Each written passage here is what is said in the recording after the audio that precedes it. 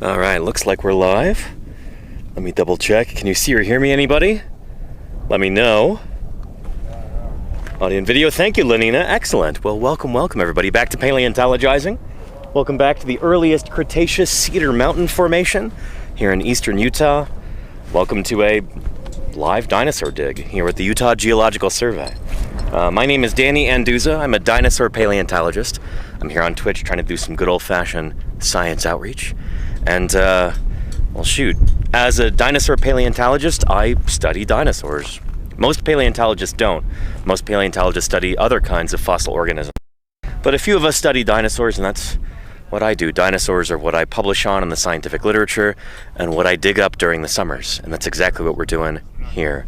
We've got what we think is at least one new species of iguanodont dinosaur, maybe two, in this quarry. So, with any luck, we'll be finding some more bones today. And, yeah. Meaning, me, Jim, Ethan, James, back from a quick little jaunt to another field site where we collected some other specimens. So we just got back a few minutes ago, hence I'm a few minutes late. And I apologize for not streaming yesterday. We had a whole bunch of people show up to the quarry, kind of unexpected guests, and it was just a little bit too chaotic to start stream. And it was kind of nice to have a day off too, to just kind of focus on digging to the extent that I could. But it's Monday and we're back, so I'm glad you're here. Let me know if you've got any questions. But hello everybody. Lenina, Racodactylus, Kennedy, TC Death and Taxes, Pyrokitties Tavern, Golganek, Regent Gazelle, Awkward Cybor, Godless Geos, Rudent, Nomad Soul, Pursue 303. How is everybody? Hello. And Papa Meow Meow, thank you. And thank you, Nomad Soul, for the subscriptions. I really appreciate that. Racer FXX, hello to you too. And Dig is going well, Nomad Soul. Dig is going well. We may actually have one of our iguanodont mysteries solved. We'll talk to Karen about that here in a minute. But yeah, shoot. It's good to have you here, everybody. Let's go take a look around real quick. Oh, and by the way, we've got Papa Jim back in the quarry. He showed up at the end of the stream a couple days ago, and he's been with us for the past 2 days. And it's good to have him here. Some of you might recognize the chair that he's sitting in. That was purchased by this community, so you should be proud of that. Pretty cool. As you can see, we've managed to expand the working horizon here by quite a bit. This is my shelf that I was working on yesterday. Just kind of working down plan excavation style, trying to see what bones we'll encounter. Nothing good over here yet, but a few bits and pieces that Ken found yesterday. And Karen, can you maybe tell us a little bit about that? There was a particularly enticing little ungule there that wondering for a long time whether our iguanodont dinosaur here, which again would look something like this. Yeah, beaky plant-eating dinosaur. This is iguanodon here. Ours is what, like 20 million years older than this? Something like that? Something like that. Yeah. So these guys are famous for having what on their hand? So they're famous for having these spike thumb on their hand, which is basically their thumb claw is like this big conical thing, right? Mm-hmm. It's like this at the base, and it's a cone. It's like it looks shaped like an ice cream cone, like the cone part. Exactly. Probably used for defense, maybe. Exactly. Yeah. Like decently big too, like waffle cone. Uh-huh. Yeah. So we haven't really found much before for the hands for our guys here, and we found yesterday. It needs some prep, so we might be wrong. It's a field ID, field identification. Yeah. Not super confident yet, but could be. But we think. Yeah. But we think we found that claw for the thumb, what we call the first digit, and it is not a cone. Not a thumb spike. Not a Shoot. spike. So yeah, we've been wondering about that for a long time. Like, did these guys have the thumb spike yet? Yeah. So we're thinking right now, probably no. Again, tentative. We gotta prep it and get a closer look. Yeah. But basically, what we have is what looks like, kind of the little claws They're not really claws on these guys. They're kind of rounded. Sort of a they're deal, rounded yeah. and a little more hoof-like. Yeah. But they have one on each finger.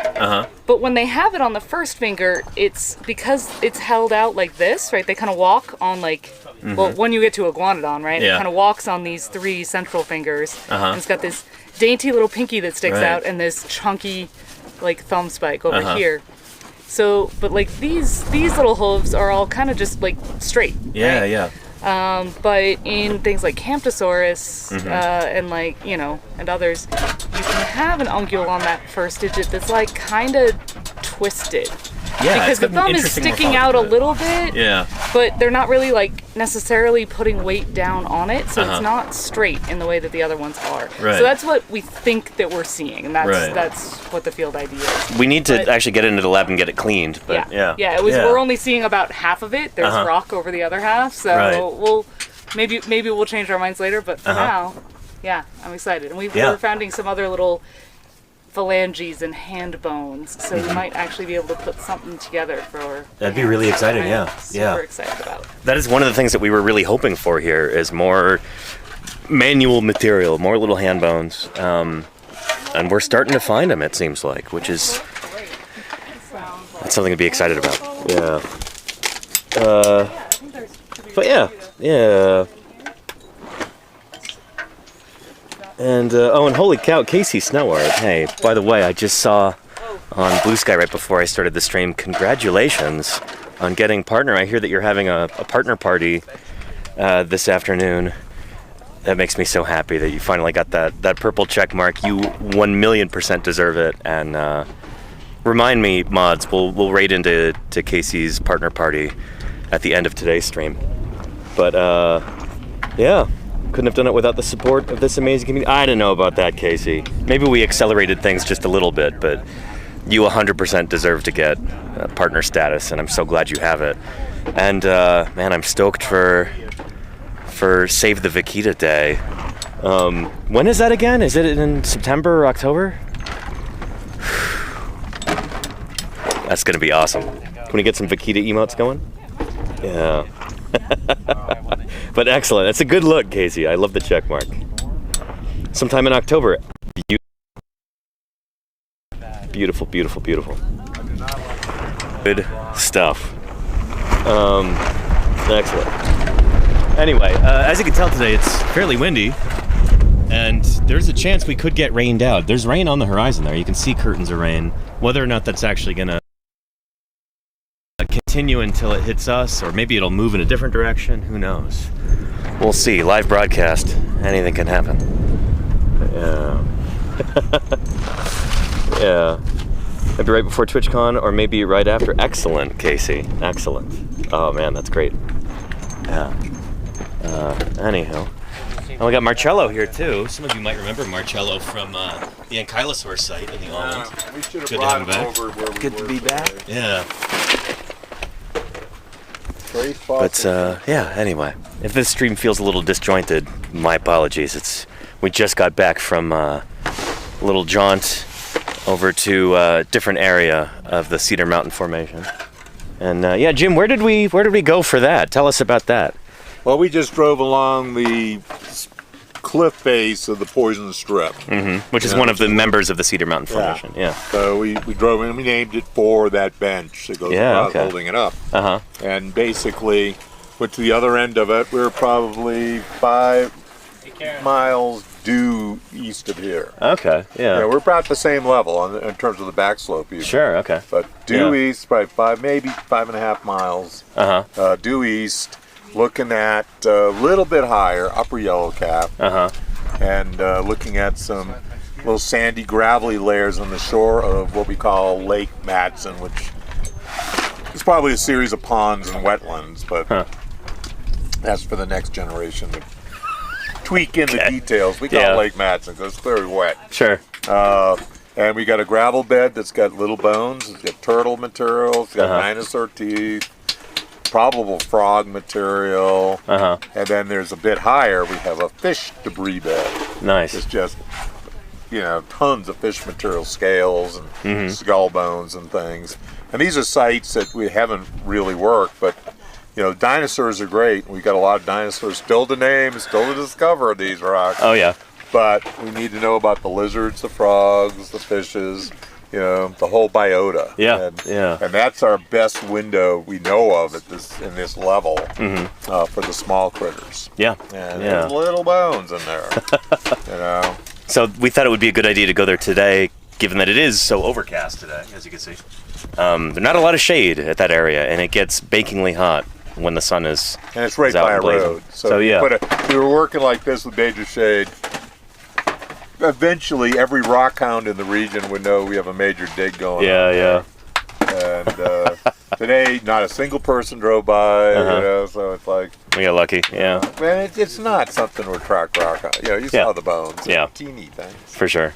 But important, but the looky-loos would come in, and I don't know, Danny, have you noticed the lack of pretty agates this year? I have noticed that. Have they all been hoovered up? I think they've been hoovered up over this past year. I mean, like, unbelievably hoovered up after working out here for 20 years. Around my tent, there were thousands of them, and there's none anymore. Jeez. Yeah. So rock hounds coming in and just picking up all the pretty rocks. Truckloads of this stuff has had to be carried out of here. Darn. Past year. And it's just, it's part of why we want to make this area a national monument. Yep. A fossil beds national monument. Paleo is the driving force. Anyway, if any of you are unfamiliar, this is Dr. Jim Kirkland, state paleontologist for the state of Utah, discoverer of Utah raptor and Gastonia and a number of other dinosaurs. Oh yeah, Nedcolbertia, Hippodraco. Yeah. So Jim's a big name. Not to toot his horn too much, but because you won't do it. But no, well, I've been lucky. Jim's a big deal. To stumble into the Cedar Mountain Formation. Yeah. When there were a couple people working out here, but they weren't linked on to what the potential of this stuff was. Is the most fortunate thing anybody could have happen to them in their career. No doubt. I mean, I could have been in Grand Junction just working Morrison. Yep. And I would have done good, and I would have learned things, and would publish papers. Yeah. But to be able to stumble across the Cedar Mountain Formation. A 45 million year record we didn't even know existed. Yeah. Although is it stumbling across? I mean, that required some expertise to be able to. Oh yeah, read the rocks, but yeah. I don't know. We're lucky it turned into something though. Stumble across to begin with. Yeah. And being taught well, so the tools to say, oh yes, let's do. And many other people, once we started, Utah Raptor and Gastonia, other people started coming out here. So we've had more people making discoveries as well, which is, it's a lot out here. I mean, we went to a site today, I'd love to see some people working more seriously. A major project for a student for a thesis. Do a field season out there with students. Right. Doing that and then write it up, for a master's thesis. Fairly low-hanging fruit in some ways. There are so many of these sites. LA County Museum. They're out here too. Yeah, like you basically gifted them a site, right? Don's Ridge? Yeah, they asked about if there was a good site they could work, and Don's Ridge South, I've always thought had real promise. Yeah.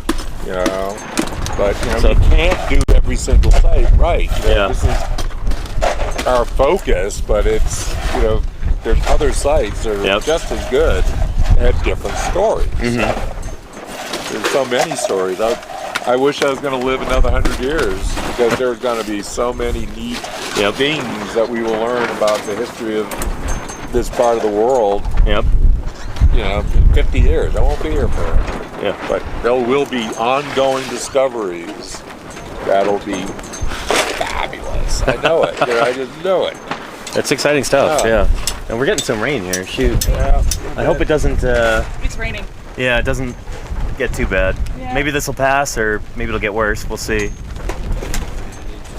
But yeah, here. Before, I don't know, just in case we do have to cut and run, I want to introduce somebody to everybody at home. We are honored to be joined here by Jurassic James, who just arrived yesterday. And he's been, he showed up and he's from Houston, Texas. He works in education there at the... why don't you introduce yourself? Shoot. Basically, I do science education, paleontology. Yeah. People know me for the dinosaur tour reviews. That's the big thing. Yeah. So you're... let's do like a quick plug. What's your... the primary way that people should follow you? Would that be on YouTube? Or? YouTube, yeah. YouTube? Jurassic James. Jurassic James on YouTube? Yeah. Let's get a shout out there from the mods in the chat. We'll see how many follows we can get you. But yeah, it's been good having you here. Yeah, James has been a really good sport. It's really hot out here and not always the most hospitable conditions, so James has been a really good sport, and it's been good getting to know him. Again, you just showed up yesterday, so we're still getting to know you, but things have been good. Yeah. What's been your... What surprised you the most so far about being out here in the Cedar Mountain Formation? First and foremost, how open Jim is. The head going. He's like, come on out, hang out. Like that's like usually a lot more gatekeeping, literally and figuratively. Yeah. And so everyone's really fun. It's really nice. It's just like I said, I can't believe how much stuff I knew before I got here. Yeah. There's a lot of stuff. I mean, I'm out. You're right. It's not just a bunch of lies. Yeah. And I've learned a lot from Danny as well, obviously. Oh, I appreciate that. Yeah. I'm looking forward to learning more from you too. It's been good to have you out here. Outreach is so important, you know. It is, and I don't know. I wish more people realized that. And the fourth biggest city in the United States. Yeah, Houston's a huge population base. Yeah, outreaching into communities, what paleontology is about, why it's fun, why it's neat, gateway science for kids. Absolutely, Get in the space program, get more kids into science than about anything else. And we need people doing outreach. Getting kids like, oh, science is cool. Yeah. And I could do science. The idea of science is this class I don't like to get through. And it's like, no, it's a fun way of looking at the world and you appreciate things. And like the road trip here was amazing. I had such a great time. Like, look at that, So this is, but they're like, no, it's just a bunch of stuff. And I'm like, it means something. And your world can be better because you know it. Exactly. Yeah. So it enriches your experience as a human being to be able to understand a little bit about how the natural world came to be and why it's important and all of that. It's a big deal. Like it matters or something. Yeah. We've got some fellow Texans in the chat saying hello and wishing you well. But and again, let me repeat that. Let's get Jurassic James's YouTube link there in the chat so people can follow. Not sure if everybody heard me. This is Jurassic James 6'5". Jurassic James 6'5" YouTube, Instagram, all the same. Nice, yeah. Okay. Consistent. So. Cool. Yeah. I'll let you keep digging and I'll walk around a little bit. But we'll be stopping in periodically with questions and stuff. Jim, we had a question for you from the chat. Oh, and it's pinned to the top. Thank you, Casey. Excellent. We've got that chat message pinned to the top, so people should be following. Yeah. Does Jim have a favorite living or extinct pseudotsuchian? Pseudotsuchian. Yeah, we've got one chatter who's big on crocs. He always wants to know about this kind of thing. Well, living, Tomastoma. Yeah, the false gharial. The false gharial? Yeah, they're so cool. They're pretty cool. Yeah. I like gharials too, but Tomastoma it kind of sneaks under the radar too often. It's a pretty neat animal. But in the past, extinct pseudotsuchians. Boy, there's a few I like. Yeah. I mean, there's a menagerie in the Triassic that's full of weird and wonderful things. I mean, if you want, of course, you got Postosuchus. Yep. And Proposaurs in general, Aedosaurs. I have to admit, I have a fondness for Aedosaurs. They're very much like ankylosaurs, which are your babies. Yeah. So I do have a fondness for those beasts. And the fact they develop these pig snouts, with our American notosaurs, they develop this pig snout, and like pigs, these things are clearly rooting around. No one has studied that as a topic yet. To me, it's just so obvious, but it's only in North American notosaurs, and maybe not all of them. Maybe. Yeah, some of them have broader snouts, huh? Yeah. I think Sauropelta, Boreopelta, Pleuropleides. I think there's a line of more rounded snout and pretty large animals. Yeah. CDs or Papasaurus. Here, osteoderm, fusing across its mouth, giving it a pig snout, and you see that in the Campanian and Maastrichtian. Oh, like Edmontonia. Yeah, things. they clearly have it as well. Denversaurus. So looking at those lines, they may be 2 lines. But none of the European so-called nodosaurs, the Struthiosaurs, have it. Interesting. And none of the ankylosaurs. It's only in that line in North America, which is, you look at characters, people say, oh, we're going to have you look at that character and it's like, that's a serious behavioral thing. These guys, few of them have this. So is this character more important than 20 other characters that are more variably distributed through armored dinosaurs? It makes me wonder sometimes in terms of how we do our phylogenetics. Things that are clearly behavioral, that, oh, this family does this. Sure. Many things. Those of you out there in Twitch land that are young, there's many research lines to follow down the line. I'm always trying to emphasize that. Just so much. Especially with like older folks, they might go, well, haven't you discovered all the dinosaurs yet? Like, isn't this door pretty much closed at this point? And no, far from it. Holy cow, there's so much yet to be learned, so much yet to be discovered in pretty much all different facets of fossil science. You want to break it down? What do you want to do? No, we're fine. We're just putting the plaster away. Okay. Yeah, hopefully this blows through, but we'll see. Yeah, Chet, not a if big lightning storm. Right, yeah, no thunder or anything yet. Cross your fingers. But if the rain does get much more heavy, I might have to wrap up the stream real quick. So be advised, everybody. Yeah.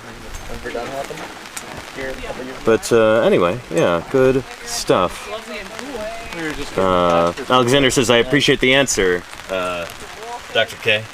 So, yeah. Pseudotsuchians are cool. They're a really neat group. Oh yeah, I mean they almost won the day. Yeah. I mean, they were knocking the synapses off. Our ancestors couldn't keep up with them. And then dinosaurs fortunately made it through as pretty good facultative bipeds and allowed them to get big quicker and to win the game. But you think it's somewhat chance. The stance like that was the decisive. I think locomotive abilities were the decisive factor there for dinosaurs becoming dominant. None of the fully upright, tall Pseudotsuchians, they were there. But none of them made it through the Triassic-Jurassic boundary. Yeah, that's true. Yeah. And dinosaurs, but having your legs under your, being locomotion, how cursorial you are is pretty useful. That makes a lot of sense. That's why they won the big animal, field for the Jurassic and the Cretaceous. Yeah, makes sense. But some of it might have been just dumb luck. Yeah. Again, it's tricky to come up with how you might test an idea like that, but it makes a lot of sense, so who knows? Yeah, you see, we made it across. Like, Silosaurs, do they give rise to Ornithischia in the base of the Jurassic? Are there really any true Ornithischians in the Triassic it's at all? It's a good question, I was talking with Jeff Martz about this in St. George a few months ago, like, what is Pisanosaurus? Is that a silosaur? Is it a basal ornithischian? Like, what in the world is that critter? And we still don't really know. Yeah. Which is exciting, It means there's something out there still yet to be discovered. A big something really important. Something fundamental to, like, the origins of Dinosauria. But it really does look like, we don't have anything that we can surely say Ornithischian tracks until the base of the Jurassic. So what's going on there? Yeah, it would make a lot of sense if silosaurs were, basal most ornithischians, but... Yeah, and the little pinch off, what came up, made it through, gave rise to Ornithischia. Yeah. There's a lot. I mean, Mo and Avi, looking for more dinosaurs and that stuff is, fundamentally important. There's very few beds that old that have stuff in them. Oh, we got a question from Burger Jones. They say, my son, he's 7, wants to know what your favorite part of being a dinosaur scientist is. We can go around the quarry, actually, and ask. What'd you say, James? It's discoveries. I mean, just every time I put two things together, we call a eureka moment. Yeah. Where I'm like, hey, this is something to follow up on. I mean, I just love it. I mean, every bone, every bone you see, you go, what is it? Yeah. Maybe it's this. Those are eureka moments at a smaller scale. But all the eureka moments, these moments of revelation and possibility.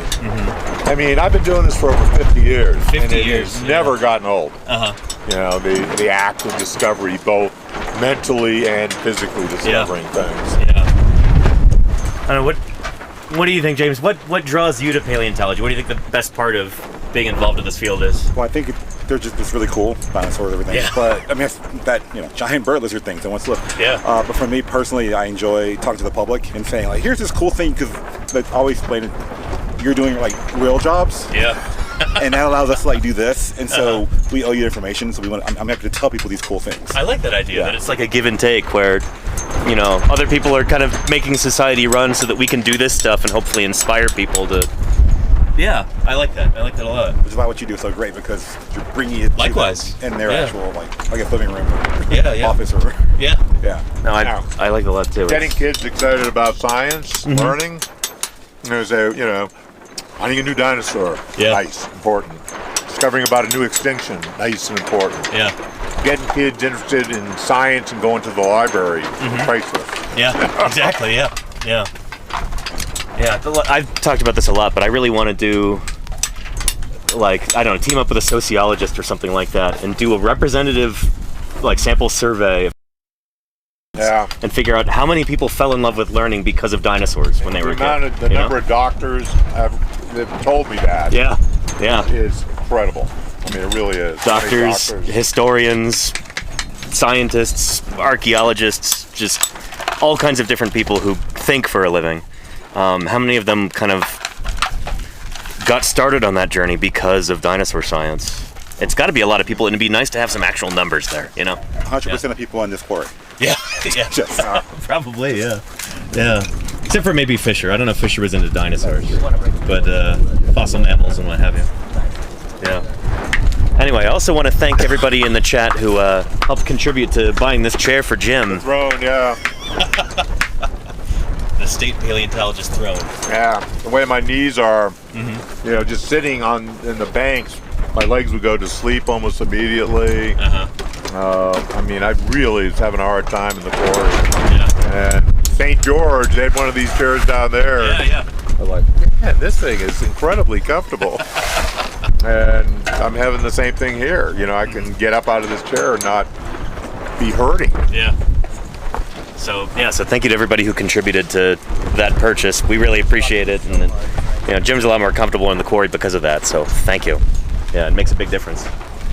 One of the many ways that this community has contributed to fossil science. Sometimes in direct material ways, and sometimes just in terms of morale or whatever, yeah. And again, big shout out to anybody. If anybody happens to be watching from the Utah Geological Survey offices, thank you for the opportunity to be out here and do this. We really appreciate the support. This is something I look forward to all year long, and we've got at least one, maybe two brand new species of iguanodont dinosaur here that we're digging up, and we're really excited to be able to. We're not digging. We haven't found anything of it or anything we've identified yet in this pit, but just the next pit over. Yeah. A new armored dinosaur. We've got parts of a new therizinosaur in here. Ethan has found, back of the skull, some bones of what we call the quadrate. Supports the jaw of a large meat-eating dinosaur. Yeah, big carnosaur. Yeah, it would be a new big animal. Yeah. So it's exciting, and Utah is the place to come for this. I want to emphasize that too. I know Jim always knows. Oh yeah, best record of the age of dinosaurs on planet Earth. Yeah. And we're just digging in. I wish I was living to live for hundreds of years. Because we will be discovering stuff for decades, potentially centuries to come. It's just, who knows, what we'll learn here. We're learning that the Morrison, Utah's famous Jurassic Park, the Morrison Formation, at the end of the Jurassic, there was a mass extinction that killed off most everything in the Morrison Formation. Those guys just got wiped out. Yeah. Yeah. And we're trying to learn, you know, what did it. There's a couple potential, like, asteroid impact volcanic centers. We do have good records in these rocks of a major climatic fluctuation. But what caused that? Right. I mean, this is stuff that's going to be worked on for decades, and they'll argue about it forever.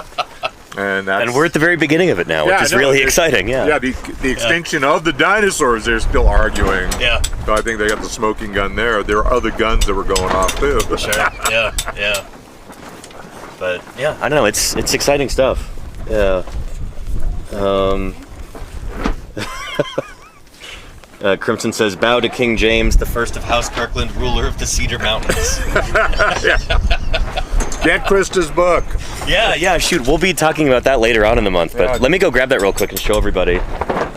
If you're interested in the work that we're doing out here in the Cedar Mountain Formation, maybe you're not super familiar with the Cedar Mountain Formation, but you've heard of dinosaurs like Utah Raptor, then there's a book that you should really look into. It just came out, and I'm featured in it, as well as a bunch of our crew members here.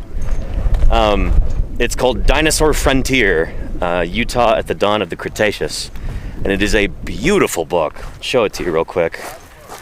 Briefly, because it is still drizzling a little bit here and I don't want to get the book too wet. But it's right over here, next to our satellite dish setup.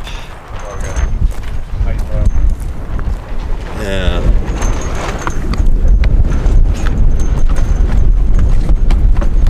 Come on now. Yeah, there it is. Bring it under here real quick. Dinosaur Frontier, Utah, at the dawn of the Cretaceous. There's Utah Raptor. Krista Sadler is the author. If with any luck, she'll be visiting us in about a week, and then we can talk about this book in person. But I've heard her books described as, it's like a coffee table book with a brain. So beautiful illustrations, full color graphics, just gorgeous layout, really, really well produced book, and then the text is extraordinarily informative. I haven't had a chance to really look through the whole thing yet. I've had such a busy summer so far, but the few things that I have seen, I was kind of surprised that they were in there. It's like, holy cow, a lot of this stuff is still unpublished. There's hints and suggestions like, oh yeah, well there's this new kind of dinosaur, hasn't been published yet, but here's some material from it, or here's an idea that hasn't really been discussed in the literature as of yet, but it should be published soon. So if you want sneak peeks into what we already know about the Cedar Mountain Formation but hasn't made it into literature yet, this book has got a lot of that. And then, let's see, lots of bits of information, contributions from people who are in the quarry right now. Like, where was that quote from Karen? There it is right there. Yeah, evolution isn't linear, going from point A to B. Species all lined up neatly. It's really more like a bush with branches going in different directions. Karen Poole. Look, that's Karen right down there in the purple shirt. And there goes my sun helmet. Oh boy. This poor thing. As you can tell, it's pretty windy right now. I'm glad I battened down the hatches on my tent earlier before we left.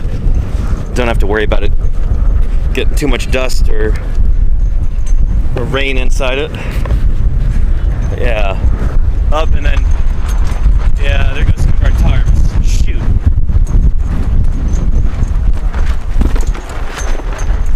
Look in here.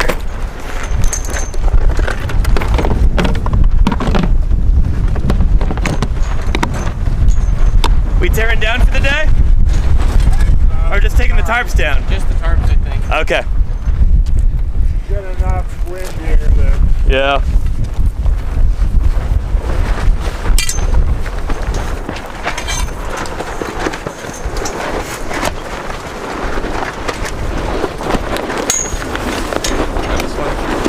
Yeah, I got this one. You want to move to a different one? Thanks, Fish.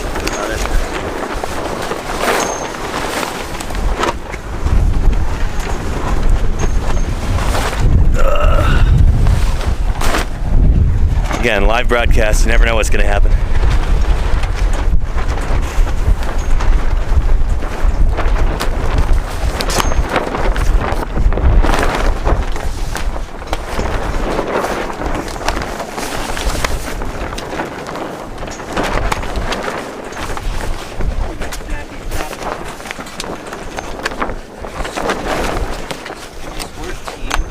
All right. Excellent. You want to take that, Laura? Thanks. Cool. This way the storm will go away and the sun will come out. Yeah, we're just tempting it. How it works. Yeah.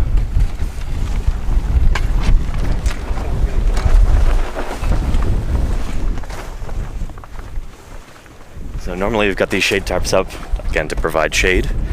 And yeah, I don't know, when we get high winds, we don't want the tarps to get destroyed, especially not this early in the season. Yep. So taking them down is usually the way to go when you get strong winds like this. Yeah. I think it'll be all right. But Yeah. maybe you'll get a few sprinkles, but yeah, we're not. I mean, we're already getting them right now. I mean, Yeah. Yeah. Chances are we took them down, the sun will be in 20 minutes. Yeah. We're going to regret it. Well, we'll see. If there's anything we can do, just the noise difference. And the outcome of sporting events. Don't mind If I don't watch, they'll win. Yeah. Ask us for our picks. Yeah. Sounds so much calmer.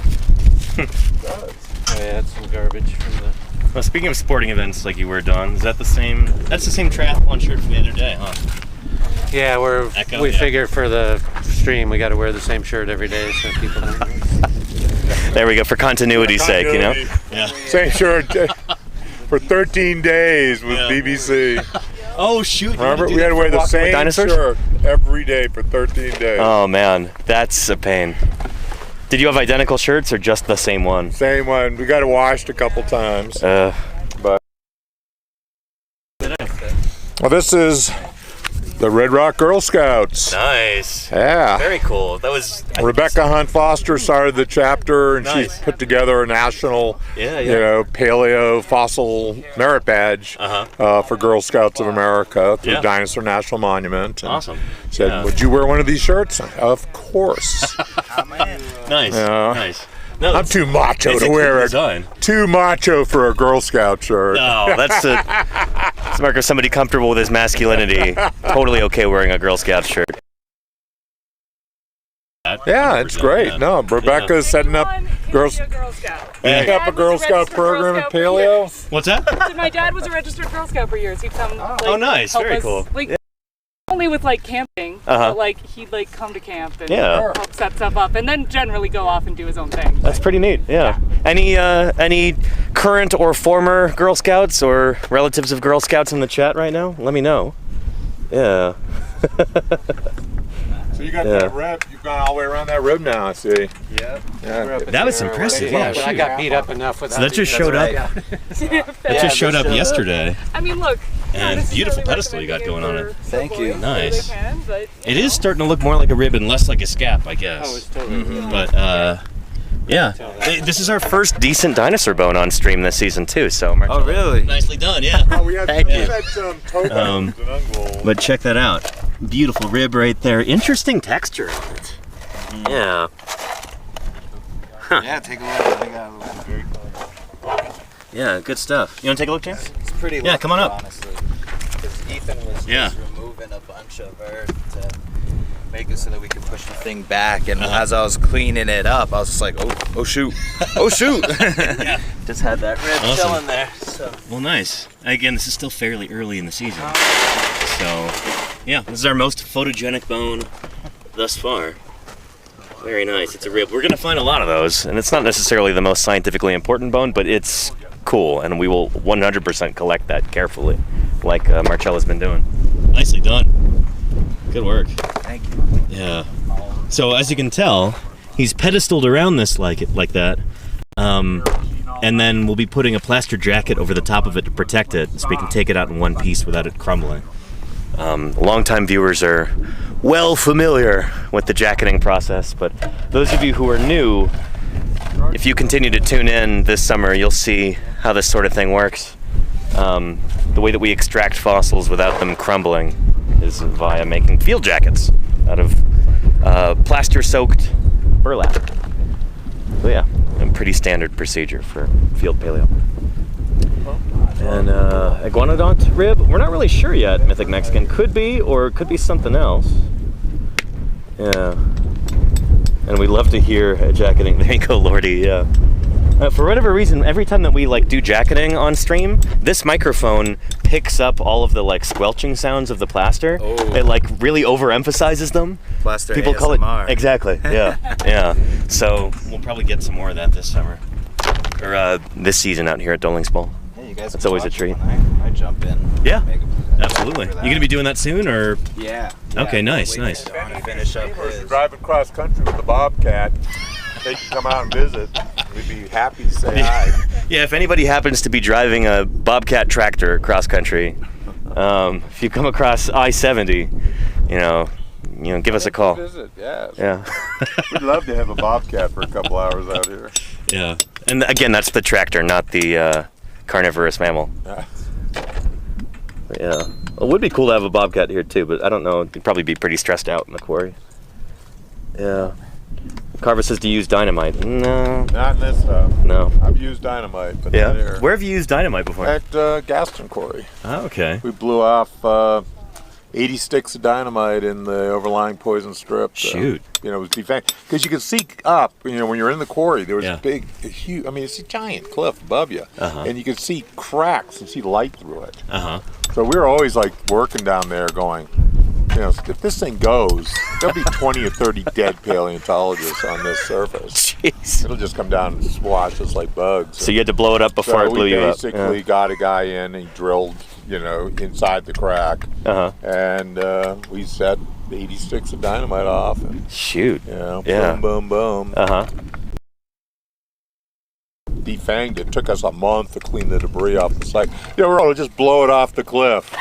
No, it didn't. It just went bump and dropped it right on the quarry. But we had everything very seriously sandbagged, and we were well prepared, so nothing got hurt. But Yeah. we had like carved, not quite carved, Yeah. recliner-sized boulders all over the quarry. Uh-huh. So we had a railroad pry bar over the edge. Took us a long time to clean up. There was like 20, 30 feet of debris above it. Do you need special provisions in your permit or something for dynamite? Well, it's the state land, so Oh. we got permission from the state. I worked for the state. This is through Dave Gillette. Nowadays, Jim would be the guy to ask because he's the state paleontologist. He would say back yay or then, nay on dynamite. back then it was before I was state paleontologist. And, we got permissions, and but the state, likes what we do. You know, and, so it's we got permission to do it, and we really you can barely tell where we've been working over there. Nice. That's the thing. There is natural erosion, and we are using hand tools. This is not a strip. You can look at this and go, man, look at all these holes he's got dug. A few years in rain, you'll never know there was anything really. Shoot, when we got here on what was it, Wednesday or Thursday, we looked at the quarry and it's like, you can barely tell it's a quarry. Ethan and you guys talking about that iguanodont that Carpenter dug up here about 20 years ago. That all there's to show where that site is one spike. Otherwise, you would never know that site was there. And that's where it is on the map from their locality data. It's like, it's up on that bench. That's where they got it. So, people just don't realize, what we do is so trivial. You get a flash flood. The sauropod we discovered, there was a flash flood with standing waves that were, at least shoulder high, going down this wash at the time. It just basically wiped as clean. And then you look at the side, and there's some ribs coming out. Yeah. And that was the holotype of Mirasaurus. We didn't know it was there. Nice. Big flash flood. That's the thing, is that we're working in these environments with really high erosional rates because that's where you have fossils exposed in the first place. Oh, you're going to top jack? So, it's... You give it a few years with wind and rain and freeze thaw and everything else, and the rock just breaks down. You look at this here, really blocky mudstone like this. Except just leave this out for a few months and it'll essentially look like this,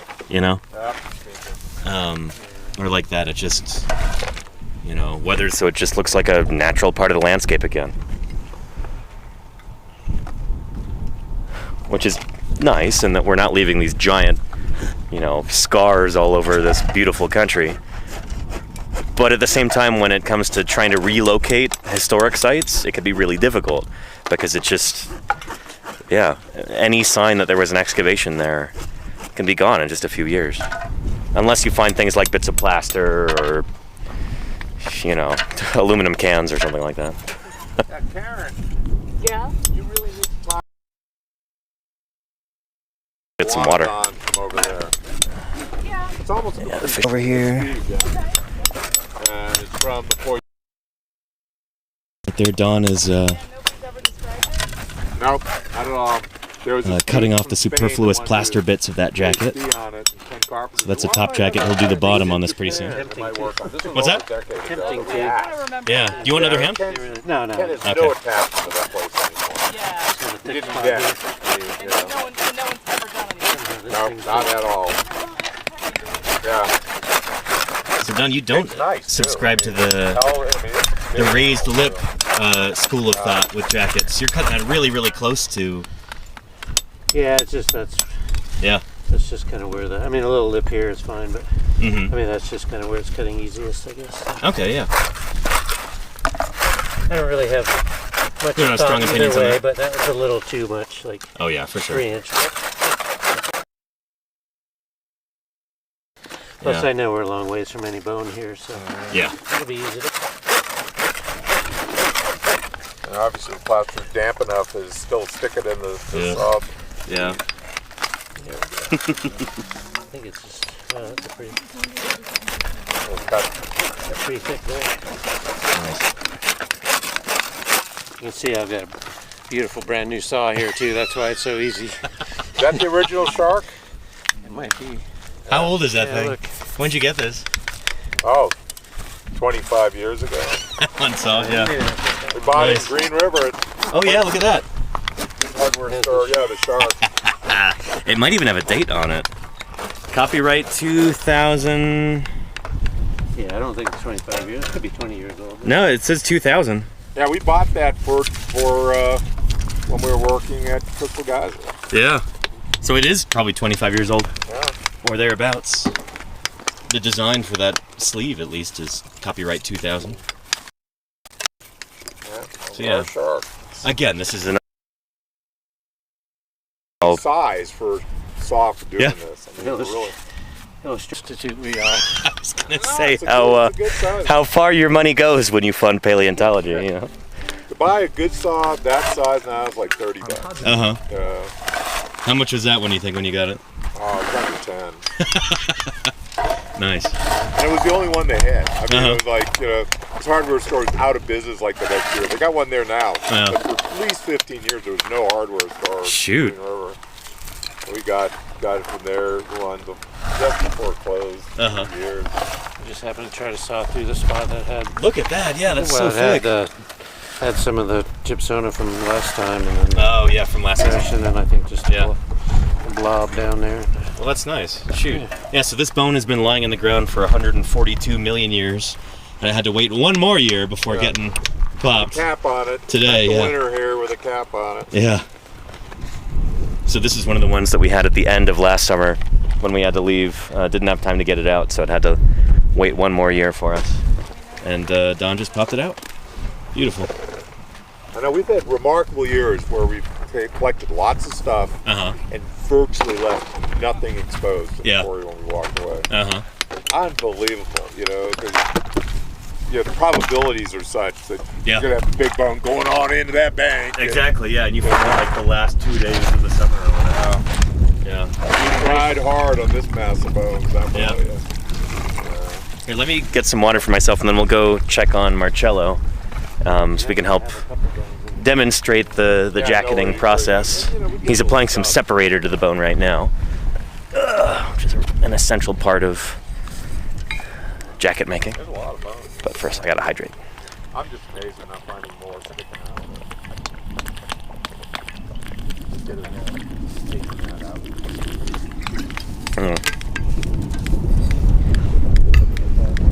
Let's go check on Marcello. A little limbo here.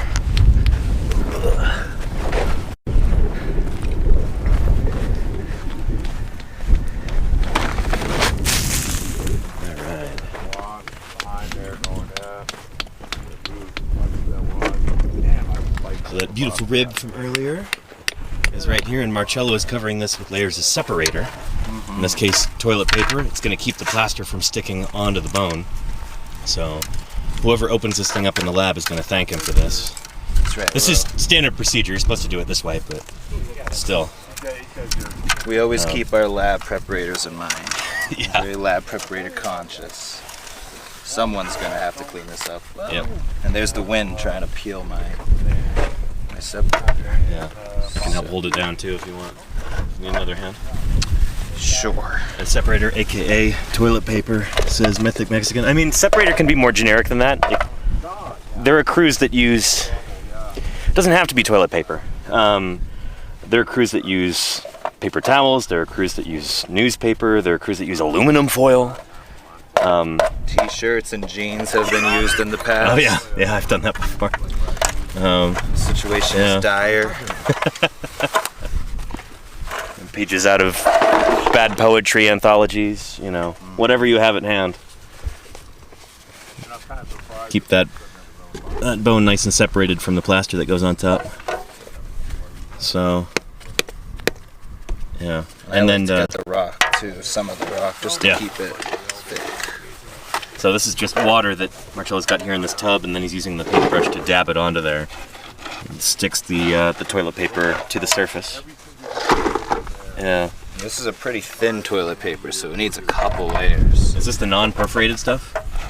I don't know. I think it is, yeah. I don't see the perforations on there. Yeah. It's not like separate squares. Oh, yeah. Yeah. Okay, there. That stuff tends to be pretty thin. It's very thin, and it's windy enough where it just wants to blow all my toilet paper away. Yeah. But it's getting there. It's looking pretty good. Yeah. We'll check back in a few minutes. But, yeah, yell up if you need another hand or anything. Thank you. Yeah, thanks for helping me out. Yeah. No worries. So yeah, let me know if you've got any other questions, Chad. Brooks retired, Yeah. dumped his chair. Rod Sheets is going to... Payne Haynes says, if you were interested in fossil preparation as a career, where would you find more information? Like Claire says, yeah, your local museum or SVP, yeah. They have stuff, links to websites. Yeah.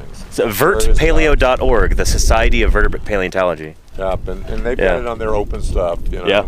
not just members only. But very well worth seeing, the various opportunities in paleontology, because it's not all PhD museum curator jobs. Right, But the public thinks it is. There's, paleo artists, and, just writing popular books for, kids, junior high level, little kids, anybody can do those, but, good science books, people make a living, that stuff sells. Sure, yeah. It sells a lot more than an adult science book, sadly. Yeah. There's more kids interested in science than adults. It sometimes seems, And more school libraries will buy them up, too. Yeah. But anyway, the point is there's a lot of different ways to become... Curation. Yeah. Outreach, like outreach. James does. Yeah. Yeah. Yeah, working for the state, like Jim and Don and Ethan do. Permits and promoting paleontology, because it's, for Utah, this is a major tourist item. This stuff brings money into our state and into our rural communities. We're trying to develop more ways to do that. Yeah. So all the fossils just don't go to the big cities. Right. But we develop exhibits and stuff in the region to give people an excuse to go there and spend money in these smaller towns. Yeah. In this incredibly beautiful country. Yep. There's Dolling's Bowl is actually not typical Utah. Right. The bowl is does you feel more like you're in Mongolia.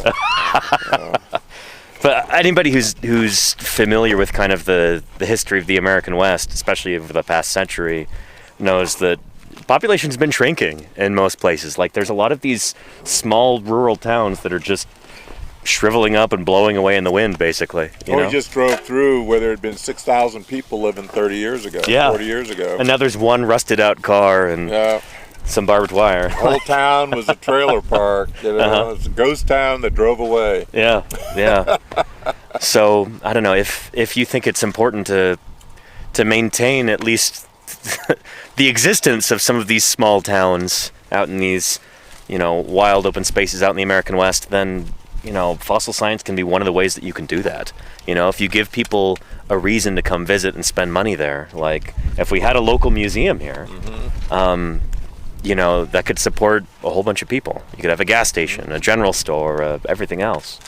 Because as it stands right now, the nearest town of any consequence here would be what? Green River? Green River is the closest, easy to get to. And that's what, 30 miles away or something? Yeah, it's about 30. And Moab is, like 40 miles from here. And so there's not a whole lot around here. And of course Thompson's a little, it's a gas station and a little campground and stuff, and that's 10 miles. So it's not far.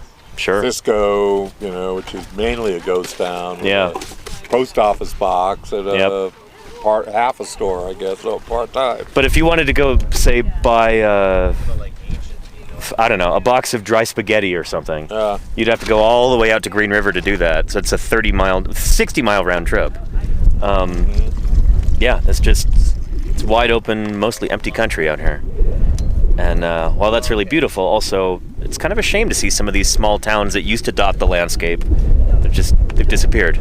Well, and people look at the map, Interstate 70 goes straight across just north of us. One of the biggest east-west transit routes in the United States, Interstate 70, goes right through all this country. And between, like Fruita, Colorado and Green River, there's nothing to speak of on this road for over 100 miles. So like no gas station, no... And we have some of the richest paleo resources on the planet here that are, we're trying to protect and develop. So this is something that Jim and I have been talking about for a long time, especially Jim. Dawn of the Cretaceous National Fauna? Gotta have fossil beds is the thing. It's like we're not putting a fence around it. We want to encourage research. But we want to make it so it is illegal, at a higher level, and have interpretive stuff here close enough to the interstate. So we can protect these fossils and educate the public. Road, interpretive site right there. And that'd be really cool. I'd like to fix that road that goes over to the overlook, Professor Valley, because that's as good a view as Dead Horse Point. It's incredible. Develop this stuff a little bit. We wouldn't put something on this site. Sure. The Yellow Cat Road is within 2.5 miles, and we're east. Sure. 2.5 miles to the west. Currently, there are 10 genoholotype dinosaurs named from that 5-mile stretch crossing this major road. And add another 10 plus in the future easily. And all of those 10 that have been named, those have been named already, right? Yeah, those are the ones that are already named. And that's all within the past 30 years. Which is we knew nothing crazy for that. So eventually this will be one of the densest areas for named dinosaurs anywhere in the world. It'll be like the level of the Flaming Cliffs or Dinosaur Provincial Park. It's seriously, unique on planet Earth. This site, this level, there are no other sites of this age anywhere else in North America. We have this site, and we've got the Ironstone site a little further over. We've got the Gaston Quarry. This is Lower Yellow Cat, Upper Yellow Cat. Big bone beds. We've got, Poison Strip, more bone beds, little stuff. Blang quarries, those quarries, bone beds of higher stuff. Lori site up the Poison Strip bed. Hopefully I'll be working there in September. BYU's discovered another bone bed set at the top of the Yellow Cat. That another fauna with new animals. They've got skulls and things coming. That's exciting. These are all like dinosaur national monuments stacked on dinosaur monuments spanning like 25 million years in this area. There's nothing. It's impressive. Like it. I just wish I was immortal. It's like there's gonna be so many things. I wish you were immortal too. It's just the way you gotta face reality. I'm a big fan of reality. As a scientist, you kind of have to be, yeah. Yeah, it's kind of goes with the job. Yeah. Yeah. But there are going to be ongoing, discoveries here. Mm-hmm. People are going to stumble on bone bed levels that are totally unrepresented by what we know now. Yeah, absolutely. Yeah. It's- And it's exciting that we get to be here right now and we get to be part of this, kind of on this new frontier. It's a tremendous privilege. That was It's the title of the book. Yeah, Dinosaur Frontier. There you go. Yeah. Yeah. Good stuff. Yeah. But let's see. We had a first-time chatter here. Maverick the Paleo guy says hello. I've been following for a while now. Haven't been able to make it. Well, it's good to have you here. Cool to have somebody with like a paleontology in their name here in the chat. That's welcome. Let me know if you've got any questions. It's good to have you here. Yeah. So anyway, I'm gonna get some more water because I've been yapping, and we'll go check in. Someday with, in the future, you will be Marcello. seeing buzz about this, probably in the next administration. Yeah. Yeah. But support it once it happens. Yeah. Dawn of the Cretaceous fossil beds. National Monument. Fossil Beds National Yeah, Monument. it's like John Day. John Day Fossil Beds Yeah. National Monument. Is that the official Title? Yeah, Okay. John Day. Here you'd say Dawn of the Cretaceous. Yeah. Yeah. And this would be the Yellow Cat unit. Yeah. And there'd be a Green River unit. Yeah. A Price Wellington unit. All non-contiguous. That's the yeah, idea. separate, like John Day. Like John Day. Yeah. Separate Yeah. ones. Yeah. Then I mustn't touch it. Yeah. Yeah. Gotcha. Yeah, but they'd all be under the same management Yeah. plan. And that's Dawn of the Cretaceous DAWN, not Dawn like Dawn, although this is Dawn of the Cretaceous. Yeah. Yeah. Iguanodont the Blue Eye. It's going to be the mightiest dinosaur of them all. I like that a lot. Shoot. What group is that going to be? What I kind don't of know. I know it's going to be a terror for sure. Dino I Dawn. always thought Iguanodont would be great. Dinodont. Dinodont. One of the crabbiest dinosaurs. One of the crabbiest. Did that guy get any sleep last night, or is he always like this? Let me get some more water and then we'll jump over there and pester them while they're doing some jacketing because I want you to see this, everybody. But again, let me know if you've got any questions. I'll try and be more attentive to chat. Yeah. But yeah. And Mythic Mexican, no, Dinosaur National Monument. I know that the majority of it area-wise is in Colorado, but the dinosaur parts are in Utah. So Dinosaur National Monument straddles the Utah-Colorado border. But the visitor center and big fossil wall and everything, those are just outside of Jensen, Utah. Jensen, Utah, is that right? Jensen, yeah. Yeah. So yeah, it's mostly a Utah thing. Yeah.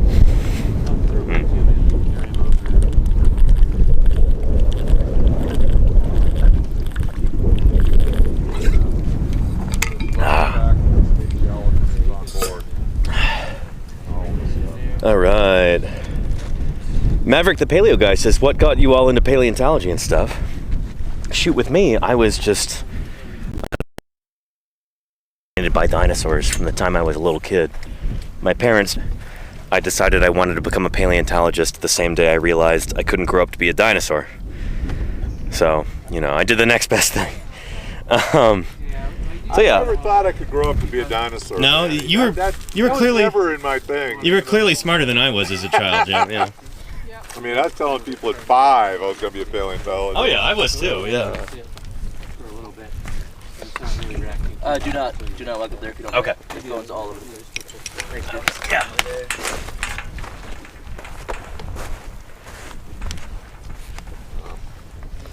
All right, so we've got Marcello scooping some plaster powder And we'll bring it over to where into we that want. bucket there. Like NPR. Mix it. Don's gonna mix it up, Oh, yeah. and then Marcello's already pre-cut some burlap strips. Not So- pre-moistened, though. Yeah, we don't do that here. That's how I was trained at Museum of the Rockies, but that's what we don't know here. More work. Don is, if you can't tell, very particular about everything. I have my way. It's the best way. There are The only way. There's other ways, but they're not as good. Yeah. So you see the dishwashing gloves that he's got. There are other ways, but they are wrong. Just bloody stupid. One true way is. It's mainly I don't see any need for it, so why do an extra step? Sure. Yeah. We're all about efficiency out here. I would like to one day run a little experiment where we actually test if I don't know if you get a better outcome when you pre-soak the burlap in water. That's the variety. I think my theory would be that because you're trying to get the plaster to soak into the burlap, so dry burlap's going to absorb it better than wet. Like, do you want the sponge to be dry to absorb a lot of water, or do you want it to be wet? It depends.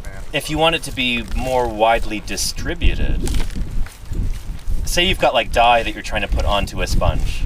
If it's a dry sponge, the dye is just going to stay there. But if it's a wet sponge, then it's going to spread further throughout the sponge because it's kind of moving through the water that's already in it. That's my line of thinking there. I don't know. I'm not a material scientist. They're particles. Yeah, I stopped material science after a year. What's that? I stopped material science. Oh, you were after in a year. material science. Okay, I didn't know that, Laura. Cool. I think if you make it a little. I thought biomaterials was really cool. So I did a year of material science. And I was like, I'm going to keep doing material science. But then it turned out that for the next 3 years, it was entirely cement and steel. Oh boy. And then if you continued into being a master's student in material science, you could do like a small module. I was like, I'm not that, I can't It force sounds like the myself. sort of thing that's designed to They're like, get you a job in civil engineering or something like that. Yeah. Rather than like novel things in I was material like, science. I thought spider silk was really interesting. Yeah. That was not what the course was designed for. Shoot, yeah. Spider silk is really interesting. I'm guessing It if we is. did the strength test, it probably would be negligible. But Yeah. I think it's strong enough. I'm mainly the Yeah. why do it if you don't have to. Yeah, so you see Marcello's taking these strips of burlap that are soaked in plaster and putting them over the top. This is kind of like an old-timey cast that you would put on a broken leg, like in a, I don't know, Civil War movie or something like that. And this method was first might need way more devised back in the 1870s, I think. Get this stretched out enough to do that all along that one side. During the Bone War between Marsh and Cope. So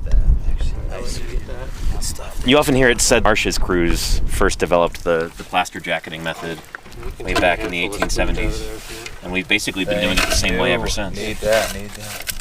Little rock. I don't know how. Yeah, they probably didn't have toilet paper like we have back then, but they would use newspaper or I don't know, gingham or something like that. Some sort of frontier fabric. I don't know. Yeah.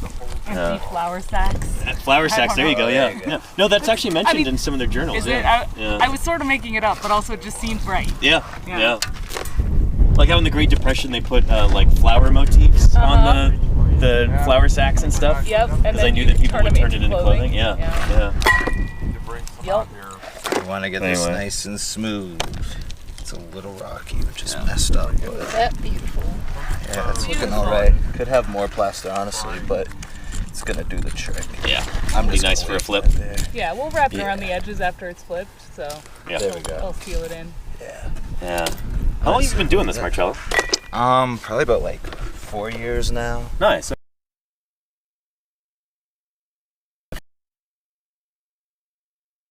Probably 4 years or maybe 5. Yeah.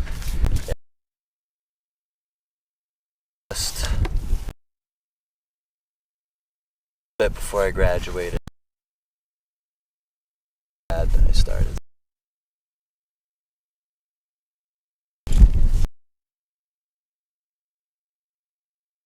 These tents. Super cool. That Yeah. was surprising. That was pretty surprising. Yeah. But, yeah, so I just been doing stuff. Once I moved out here, anyway, I moved out west. Uh-huh. We got at Dinosaur Ridge, which is another Yeah. track central place, but we also have bones there, so Nice. we do a little bit of it all. We try to be well-rounded. Very nice. Hell yeah. Yeah. Cool stuff. Yeah, so Marcello just got here yesterday, by the way. But he was also out with us in Wyoming, like I said. You probably saw him at the Ankylosaur site if you were watching all of our streams when we were out there in the Almond Formation. Yeah. Yeah. We also had somebody in the chat say, like, whoa, what if you use spider silk to, create your jackets? That's some advanced really paleontology. Yeah. It'd be extraordinarily expensive, I would think. Might be too strong. Can't get it out. Yeah. We also got some compliments on your shirt there, Laura. Oh, thank you very much. Which, that's not a rattler, because I don't see a rattle on it, but... No. Is that a fruit in its mouth? It is. It's not very interesting. lifelike. Yeah. Well, it's a cool it's more motif, the though. fact that it's a nice motif. It looks like it's been roasted for dinner. Like. Oh no! Looks like a suckling pig. Yeah. I mean Suckling that's. snake. Has like a python. That's It's some like Temple a of Doom python stuff right there. type snake for sure. Yeah. Um, So Laura here The whole studies thing died squamates, wicked lizards quick. and snakes, and But yeah. Have you got a favorite extant squamate? Ooh, I'm never dropping. that is a good question. I like puff adders a lot. Puff adders. Okay. I mean, I don't. I find them. Scary. Yeah, as in they're one of the things I'm most Wicked eyes. actively afraid of running into in the field, just because Yeah. of when I was first looking at them, how insane their camouflage is. Uh-huh. That there'd be like these photos of them, and it's like, here is a puff adder. Like, cool. Where? And it's just like, Where's they Waldo are sort of so. Whereas it was the first time I've ever actually been like, usually you get things to be aware of in the field, and it's like, this is something that I have a 1 in a million chance of running into. But if you do, it's But it's just like, it's just not going to happen, and also you'd have to go and really aggravate it, you'd have to go and just be I see what you mean. a really stupid person. Whereas with puff adders, like, no, they are just around the place. And they don't rattle. And There's they no rattle on are them. quite aggressive, and they are. I think they have the most a huge breakfast and start drinking again. like the most injuries, the most deaths, etc. are from not because they have the most lethal venom, just because they have such a high instance of occurrence. So they're pretty common and they're well camouflaged, so you're more likely to step on them and they are anger them. quite aggressive. I'm not sure they're my favorite. I really like rhinoceros vipers. Like the Bitus genus are generally pretty cool. Yeah. You said you're worried about running into puff adders in the field. You're going to be doing field work in Africa soon, right? Yes. Very cool. Yeah. So I should be going out to Mozambique to do some cave excavations. Awesome. Later on this year. And then going to some microfossil sites in Kenya, and also just to do some museum work in Kenya as well. Cool. And I assume back to Mozambique several times as well next year. Nice. Nice. That's going to be really neat. That's going to be fantastic. Yes, it will be really humid, but it will be Much more humid than here. Yeah. Yeah. So this is sort of like a training wheels sort of thing for you here, like. Yeah, so like, get used to the This is dry. going to be easy compared to that.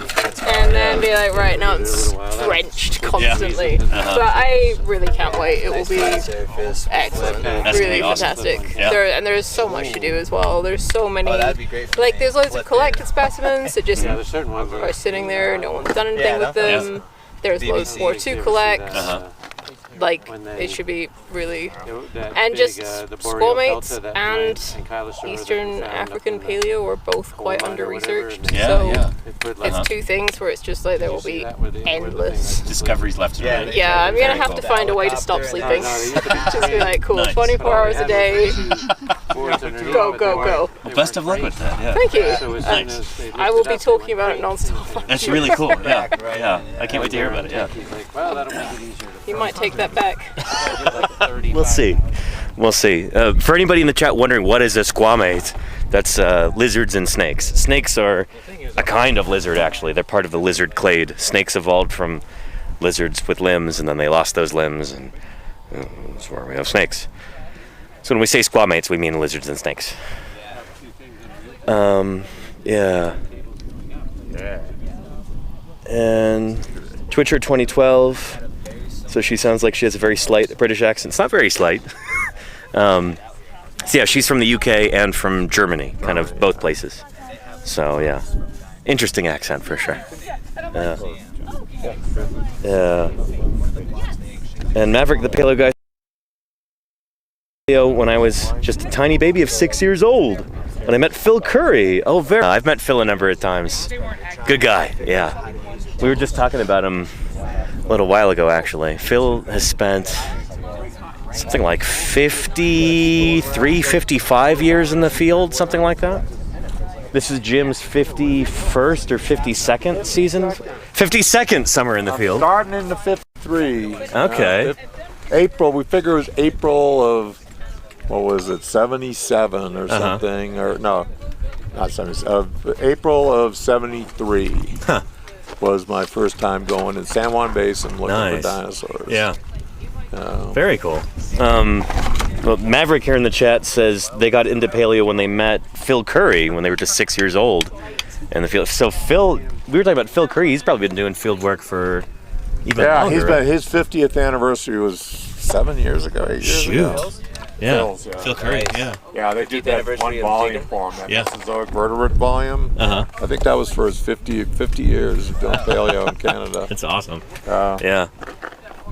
Very cool. I wish I was Phil's age and in the shape Phil's in. Man. Yeah. Well, I think a lot of us are gonna. A great gentleman. Yeah, Phil is awesome. Yeah. There's so many positive check marks for Phil Curry. Phil. Give it up. Show us some flaw. Find a flaw, Phil. Nice. Yeah. But yeah. And I like the Earth says Jim is great as well. Absolutely. I mean, you could see that here. But yeah. Anyway, let me get some more water. But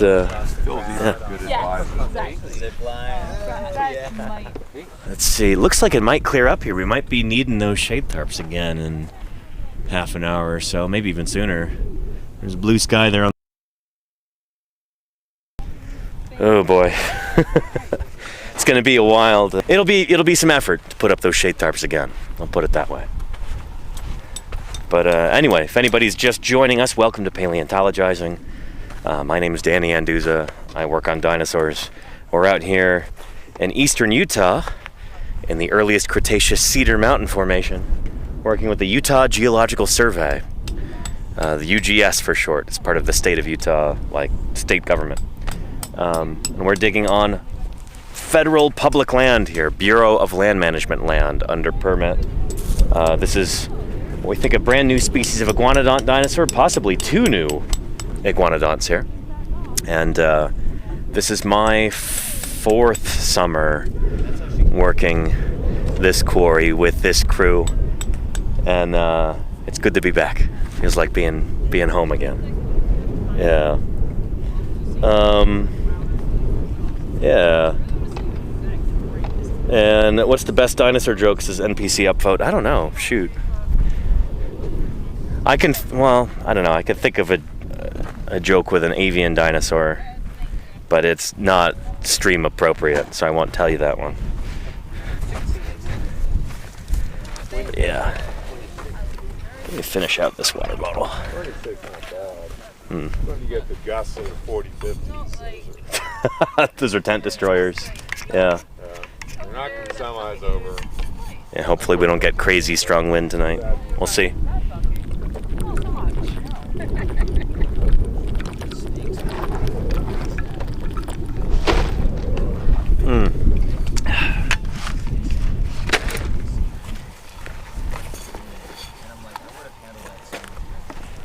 All right, and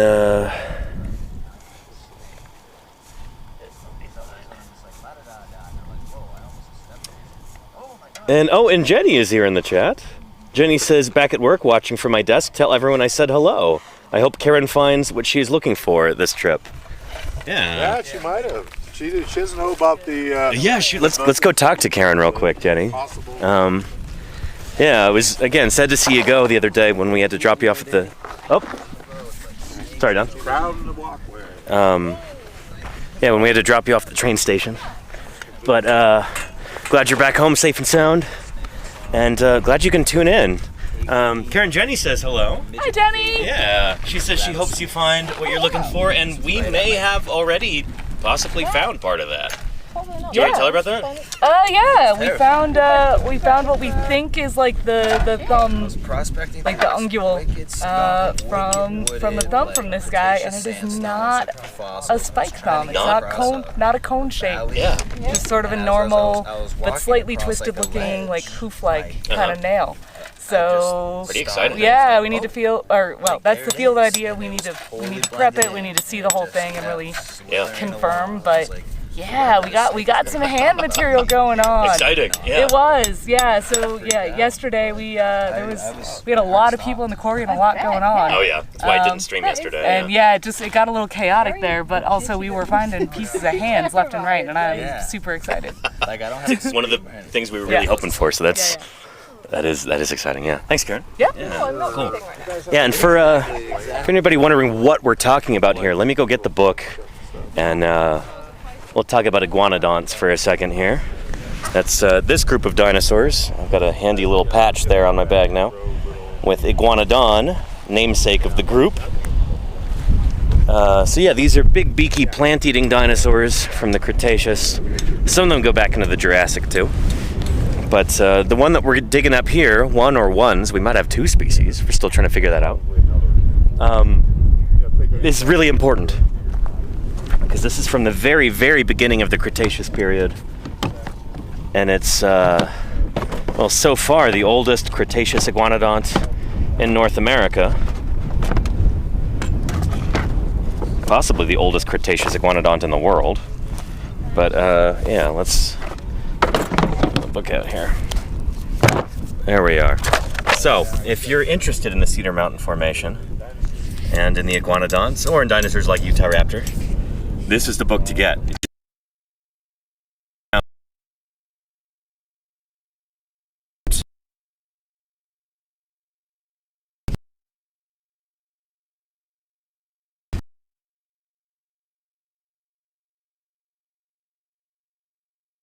Enough to be super familiar with the layout. Here we go.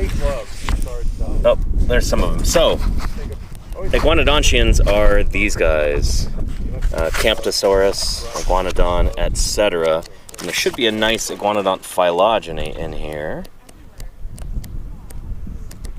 Mm-hmm. Oh, there we go. Beautiful.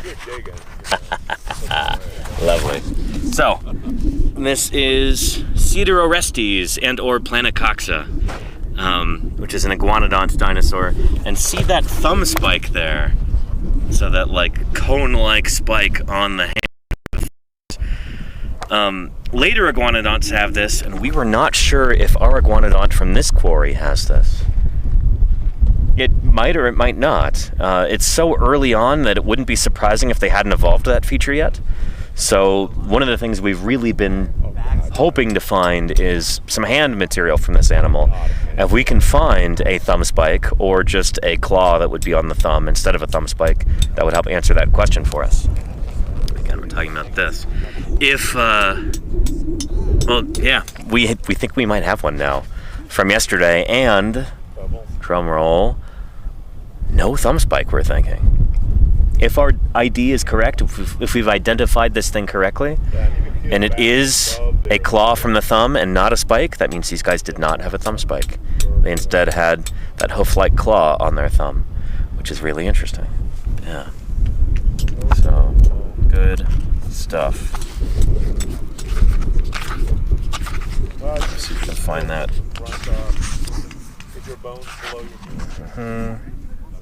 Yeah, anyway. Good stuff. Yeah. And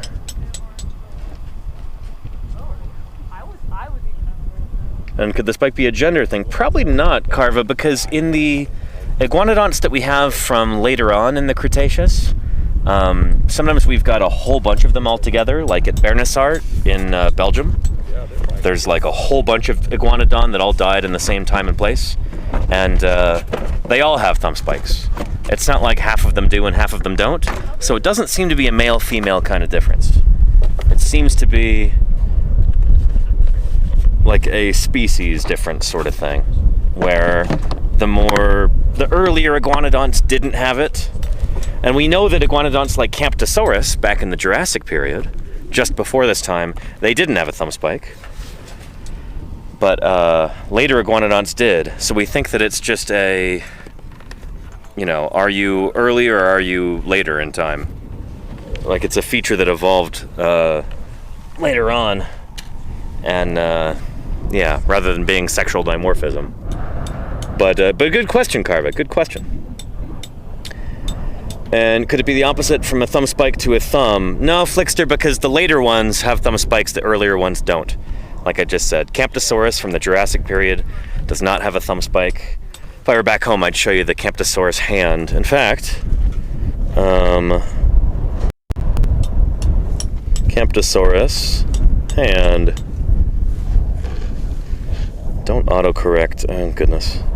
Camptosaurus hand. There we go. So I have this fossil cast at home. So that is a cast of a Camptosaurus hand. And you can see on the left side there's that thumb claw. It's not a spike yet. It is a little bit pointy, so you can tell it's kind of like maybe starting to evolve in that direction. But it's not there yet. And later iguanodonts, like Iguanodon, do have a thumb spike.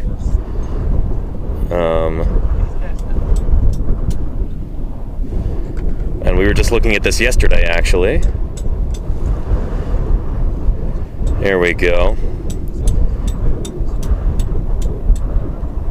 And I think this is on... Oh, hang on. I can find the Sketchfab one. Sketchfab, beautiful. So these guys have a very pronounced spike on the thumb. You can see it right here.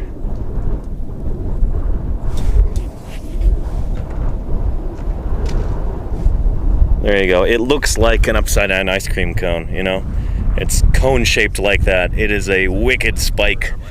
Would have been covered with keratin. Probably would have been a devastating weapon if used against an enemy, a predator or whatever. So, yeah. Yeah, that makes sense. I hope.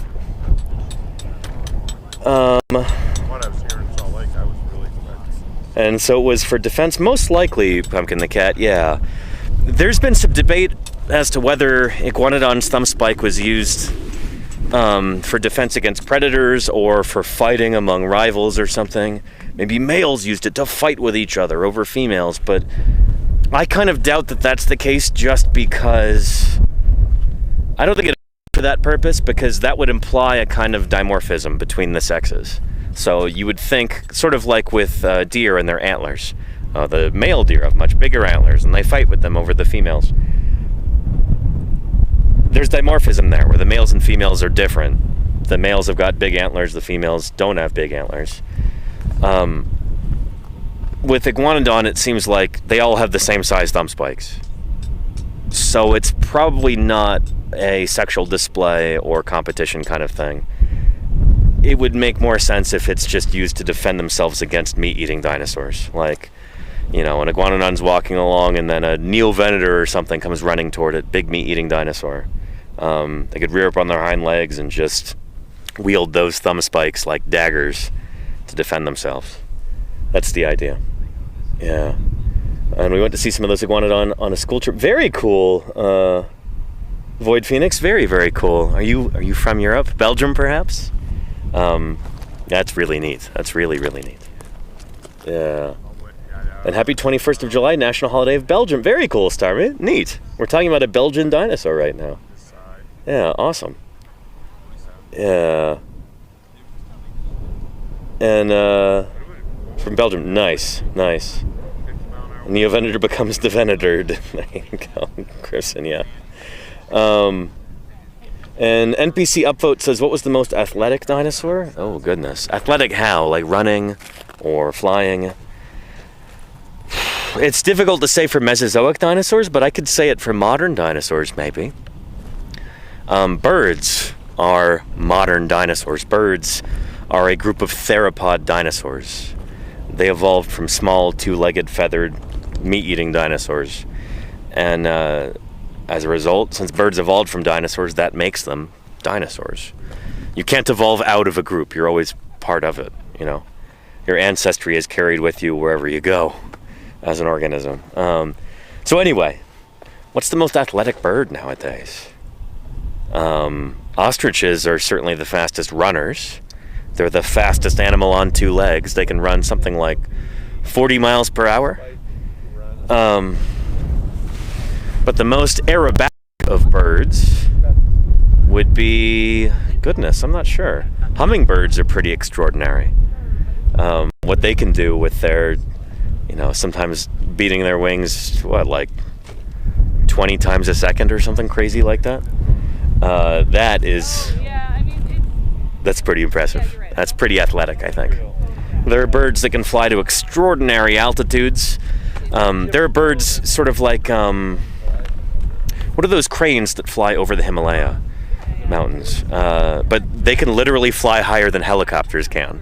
Like, helicopters top out at a certain altitude. There are birds that can fly way higher than that, which is really neat. There are birds that are extraordinary swimmers and divers. Birds today are incredibly diverse and often very impressive with what they can do athletically, I guess. I'm not talking about playing basketball or anything. Although there's nothing in the rule book that says a bird can't play basketball. Or so I understand.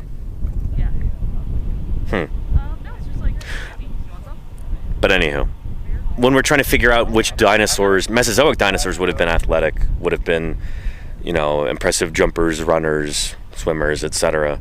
It's tricky, but with modern dinosaurs, with birds, we can actually watch them, which is really cool. I don't know, I think it gives bird watching a different kind of appeal, understanding that these are living dinosaurs. Makes that way cooler, you know? Yeah. Can they dunk, says Gucci Clone? I don't know. Yeah. Yeah. And African crown cranes. Is that right, Ms. Art Rules? Okay, cool. Yeah. Yeah. And have you seen any birds? I did see a bird this morning, Ms. Art Rules. Yeah, this has been a running conversation, for those of you who are not aware. Here in Doling's Bowl, this little valley here that we're camping in and digging in, where we're doing our field work. This is extraordinarily dry and desolate. This is like the driest little valley around. And I've seen a total of, I think, 7 birds so far this whole week. And some of those were surely the same bird twice. I'm talking about individual birds, not different species.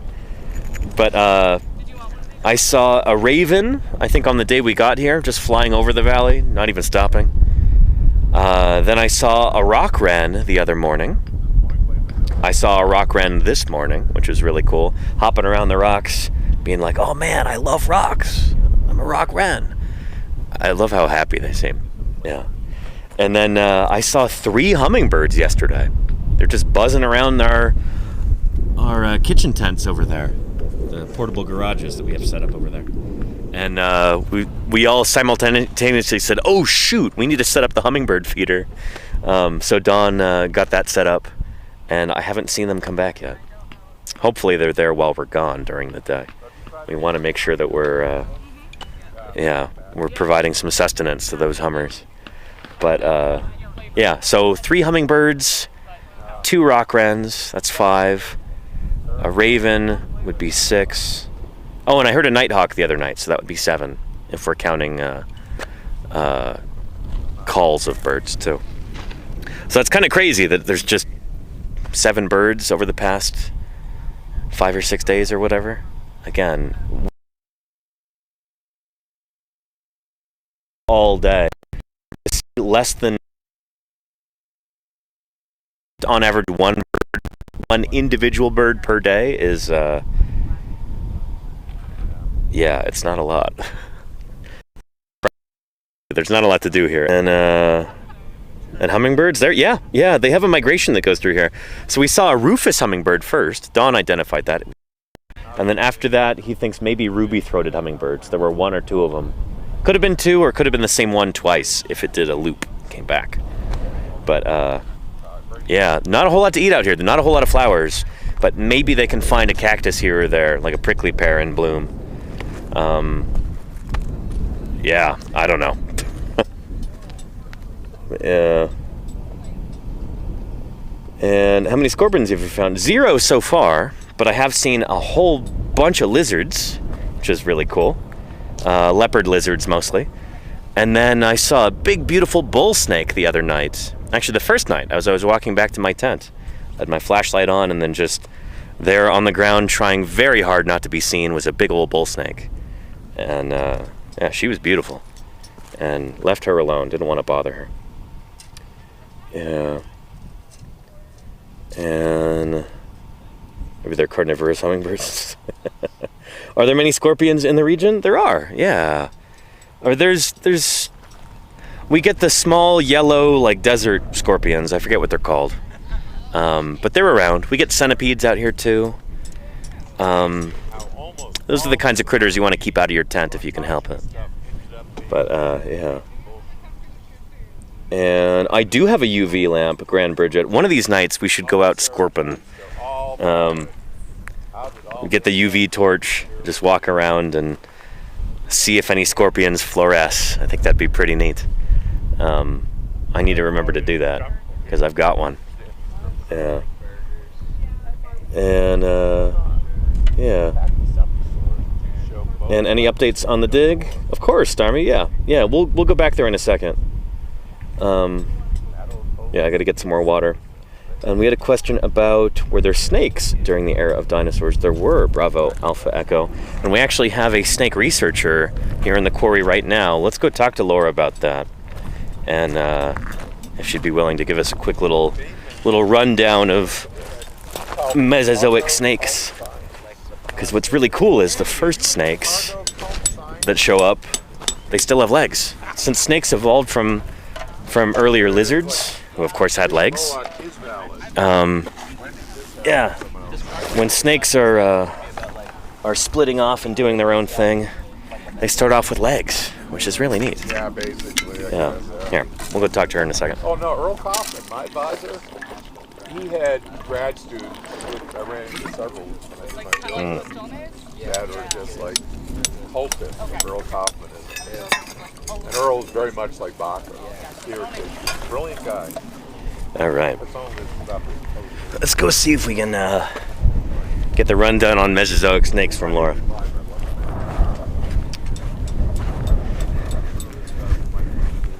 It's nice that these clouds are coming back a little bit.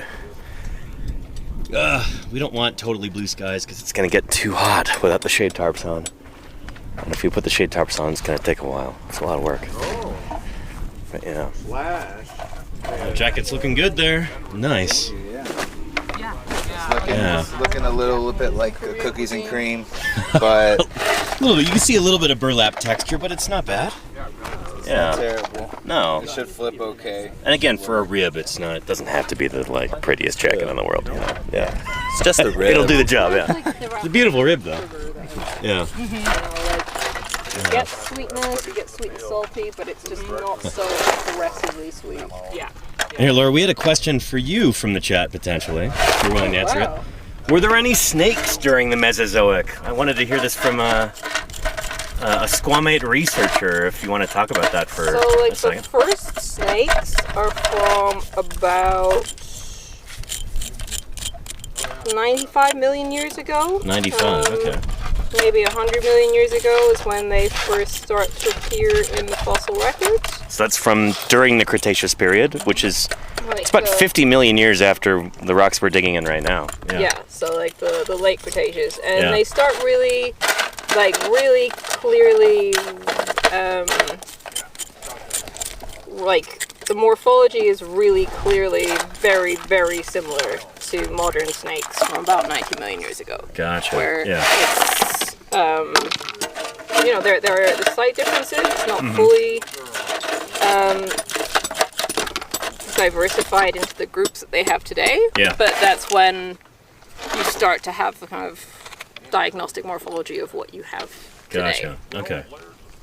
Um, How long do they hold onto their legs for in the Cretaceous? Good question, and I mean, it depends on what you would really determine as the length, because developmentally you still get kind of little a spurs or femoral something like that. nub in a lot of snakes today. Yeah. So you could technically say That they still have them. Constrictors have that, right? They have the little spurs. I think the male, is it males and females or just males have Well, that? you have like the spurs for mating, but you also do have like this little, at least in some species, like essentially just a femur. Oh, really? That is a master's student in my lab was doing a lot of CT scanning, and I'm not sure if it's actually published yet, but she's kind of left academia, so it's not because of like anything bad, just she, I think, decided she wanted to do something to do with fashion instead. So which CT scanning snakes to fashion. That's an interesting transition there, but yeah, cool. yeah, exactly. Yeah. So I'm not sure if it's not published. I'm not sure if it will be published. Oh shoot! Yeah. Would you say she's a boa specialist? I'm sorry. Like a feather boa? Yeah. Oh no. So yeah, there, like, you could technically say there are still remnants of legs, and if you look at the like developmental series of them through the embryonic stages, there are still legs for kind of the first few stages. Interesting. So snake embryos, before they're fully developed, still have legs for a little while, and then they get resorbed or something? Yeah. Interesting. Right. Okay. Some of them get resorbed, some of them don't, and are just that they kind of stop growing and everything else continues to grow. Right. Yeah. Unfortunately, they become much more insignificant. Huh. I did not know that. That's really cool. Shoot.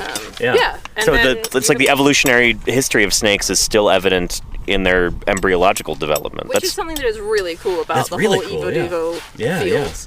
Where it's just like you really can, it's like watching millions of years in time. Yeah. If you get a time lapse of an embryo, you're like, whoa. That's really neat. Yeah. Insane, yeah. Huh. Cool. Yeah. If I didn't like field work so much, I think I'd go into some that. Yeah, it can but be I was pretty like, exciting. I don't want to spend all of my time in a lab like dyeing different, and, like limb buds and stuff like that, and having to euthanize embryos at different growth stages and stuff. Yeah. Hey, the stuff is already dead, and we get to resurrect it in a sense. Yeah, you know. And it's just as evolutionarily exciting and interesting, and I get to be here. So Awesome. Thanks, Laura. Of course, you're welcome. Cool. Yeah, Jim? There's something for you to read. Oh, what you got? Just on Facebook. Read the first 3 little bits. Okay. No, you can read it quietly. Wow. Okay. I don't agree with that at all. My goodness. Cargo science. Oh, that's funny. Oh, and we're putting up the shade tarps again. Nice. You can do this online.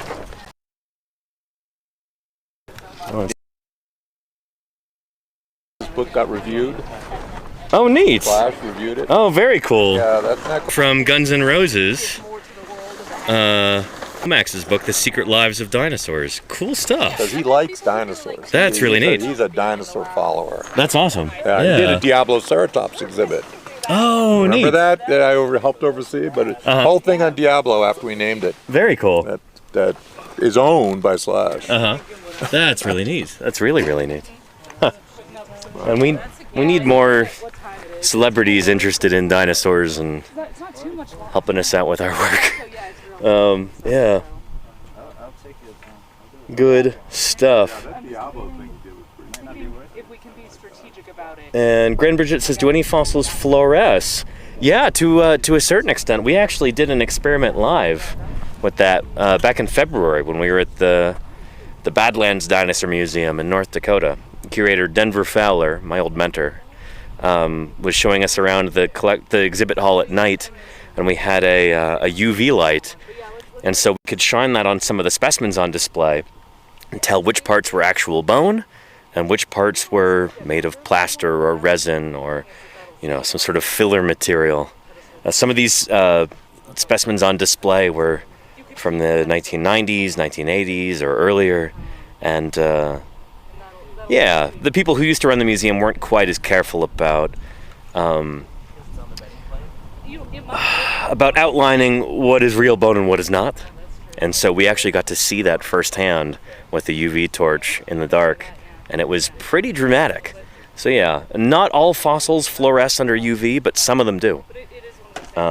It depends on what kind of mineral content they have in them, where in the world they're from, that kind of thing. But yeah, it's neat stuff. Yeah. And let's see. Got a question about, is there any for soft tissues to be fossilized or at least preserved? Yes, Potato Craft, yeah. There have been lots and lots of cases of that happening. It takes special conditions to get soft tissue preserved, but I've worked at a number of sites where we have skin preserved from dinosaurs. So there was maybe skin that was still stuck on the carcass.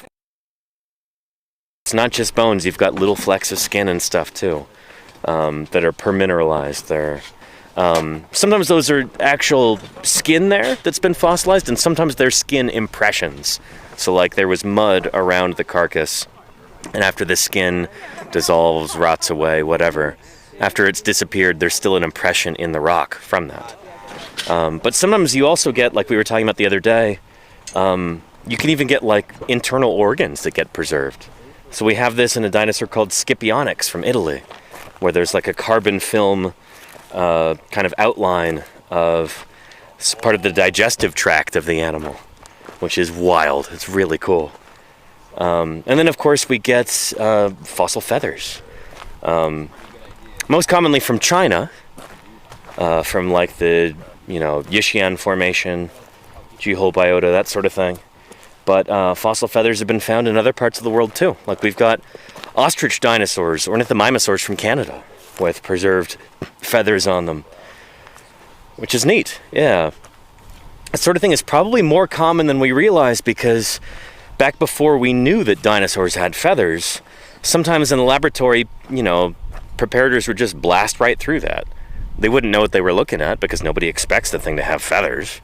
And so they thought, oh, that's kind of a funny looking rock, but I don't know, whatever.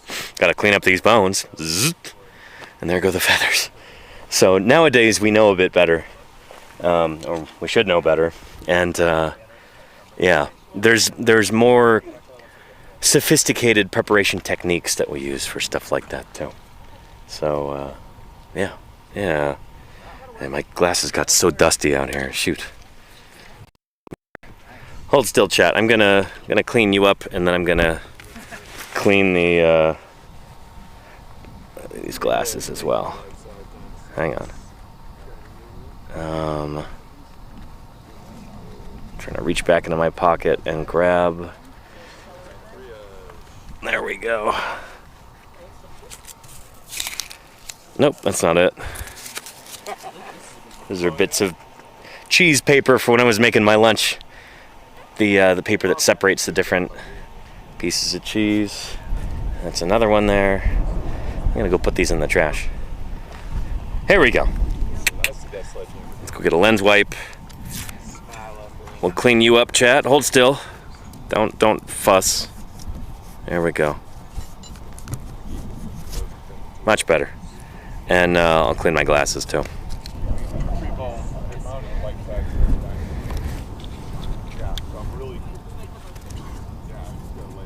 There we go.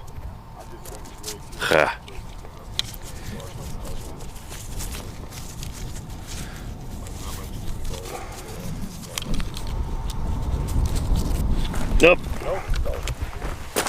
Can't let that escape. There we go. That's better than it was. Excellent. Yeah.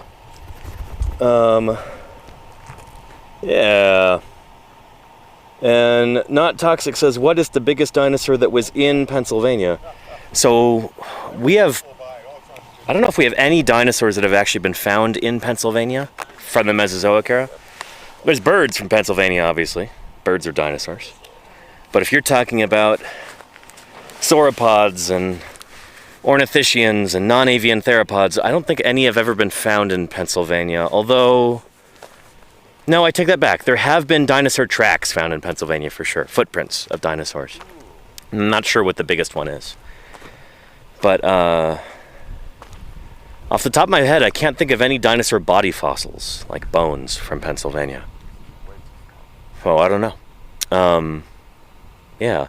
There certainly would have been dinosaurs that lived in Pennsylvania. Obviously, there's footprints from there, like I said. But by and large, dinosaurs from the East Coast are pretty mysterious. We don't have a whole lot of dinosaur fossils from the eastern United States. Dinosaurs certainly lived there, but there's a number of different factors that kind of conspire to make dinosaurs more rare in the eastern U.S. than they are, say, out here in the Wyoming desert. I mean, just take a look around us and you'll notice how very dry things are and how there are no trees, basically. There's not grass everywhere, and there are certainly not parking lots and Dunkin' Donuts and whatever else you've got out east. So there's a lot of exposed rock right here on the surface. It's beautiful kind of territory to look for fossil bones. The East Coast tends to be much more green and much more developed, and so there's just less exposed rock to go prospecting for fossils. Yeah, that's a big part of it. Yeah. Does that make sense? And was it dry back then? So no, at this time, when the rocks that we're digging in here are about 142 million years old. And at the time, this landscape would have looked completely different from this. It would have been a low-lying, kind of swampy, floodplain sort of environment. In fact, let's talk to Jim about what this environment would have looked like back then. Because again, it's very, very different from its present appearance. Yeah.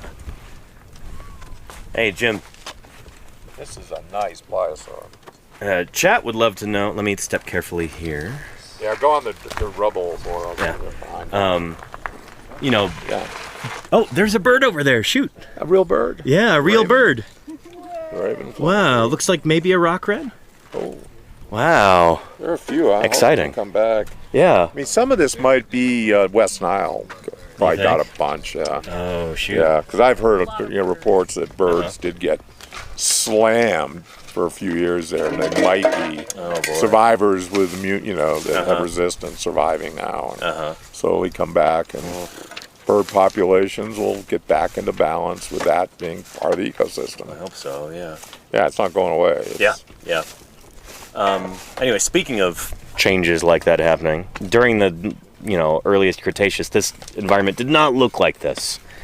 Just like, if you were to get in a time machine and go back 142 million years into the past in this spot, what would we be looking at here? Okay.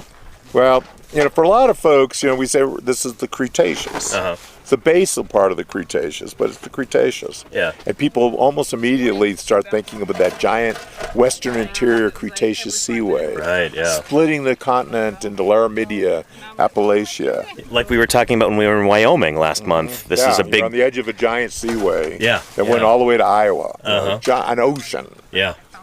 During this time interval, in the transition between the Jurassic and the earliest Cretaceous, there's no seaway south of Alberta in the interior. Yeah.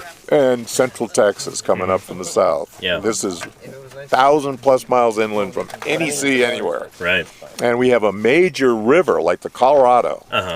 They had rocks from the mountains this big in it. Yeah. Sourcing from down like the Arizona-California border, south of Vegas, down in that region, because there was mountain uplift down there at the time, rifting. So you've got a river big enough to be, it's big as shunting Colorado. around boulders that are... Yeah, and moving them hundreds of miles. Like the Colorado does. Sure. You're in Canyonlands, there are rocks like this from the Rocky Mountains.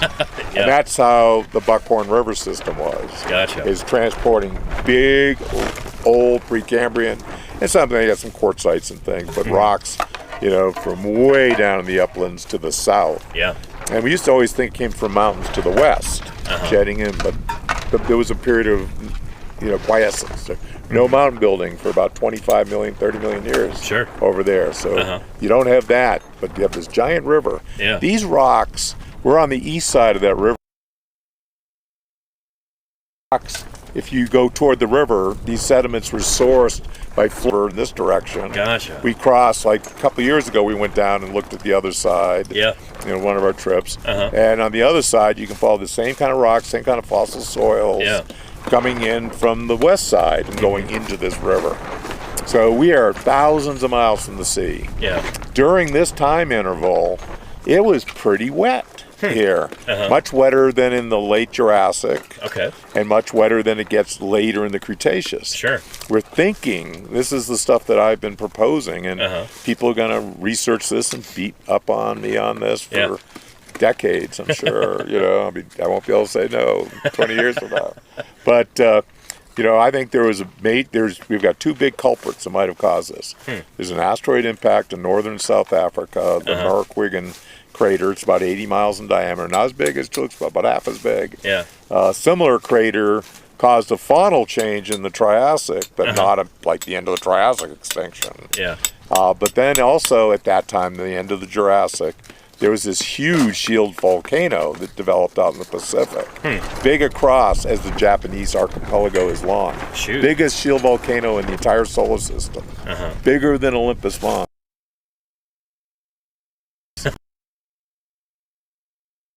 Only as big across as Missouri. Okay. So we're talking twice the size of Olympus Mons. That's a lot of volume to be an asteroid impact. And people have suggested that, you know, blowing through the thin oceanic crust into the mantle, exposing the mantle, and just boiling water and creating this thing. So that would create like a lot of water vapor. A tremendous amount of water vapor that would make the Earth's climate much more humid, much more wet for the next millions of years. Definitely millions of years. Yeah. 4 to 5 million in my thoughts right now. Shoot. You know, for millions of years it was wetter, but what we see, the base, the contact is like leached out, what we call kaolinite, porcelain clay, the white clay make porcelain. You get that when there's been lots of rains. It's just, you know, the rain is just acidizing the surface for a long time and destroys everything else but like kaolinite and like quartz, you know. But it just etches that surface. Then we come up a little, and we get soils with manganese nodules and iron. You know, and they're wet soils. You see this in the Hell Creek, these kinds of soils. You know, up in the Hell Creek. Very so swampy. pretty wet, you know, coastal environment. Then we get up into this level, and we see what we call, you know, that I used to always refer to as silicified peat. And if you look at what peat is, you know, coaly beds, like these guys have been digging in the almond. You know, those beds in these environments, because there's a lot of volcanic ash, particularly below us, seeping up, they get replaced by silica like petrified wood forms. So you don't get like you don't get the big agate logs in the almond, right? We don't. No. And here it's not just the peat's pure plant. So it gets replaced the same way as wood would get replaced for agatized logs. And we have these silicified peat levels. But these represent what are called histosols. And these are from boggy, wet soils full of lots of organic materials. And then we go a bit higher in the lower Yellow Cat, and finally we start getting carbonate, like which is rimming around our old campsite. You know, on the top, that bench is carbonate. And that's probably going back to background. So most of the lower Yellow Cat, when we have this giant river there, probably sourced from all this extra rain we're getting then. And we have this whole series of paleosoils showing progressively over millions of years drying. You know, from this super wet Jurassic Cretaceous boundary. And we lose all the Morrison dinosaurs. You know, all the diplodocids, and I'm reviewing a paper right now from China, and they're seeing the same thing in China. It's a climate thing, and the sauropods in their mind is mainly all the sauropods go extinct in China. That's their conclusion. You know, and they're replaced by titanosaurs from elsewhere. You know, which is really neat. Just like the sauropods are the biggest things that go out in China. And they're a big part of what goes out in the Morrison. You know, I mean, the Turriosaurs, right now in the lower Yellow Cat, we have one kind of sauropod. Its ancestry is in Europe. You know, and then we don't get our first true evidence of brachiosaurs till we cross into the upper Yellow Cat. You think they're coming in from Europe as well? Yeah, well, the Europeans think so. Yeah, yeah. They think it's closer to Lusatitan. Okay. But there's a lot of research that needs to be done. Yeah. Lots. But it's a real interesting concept. Yeah. But with Karen working on these iguanodonts, I'm really beginning to think Camptosaurus, our Morrison iguanodont, survives this in North America. And is the ancestor of our It might be the ancestor of this radiation we see in North America. Huh.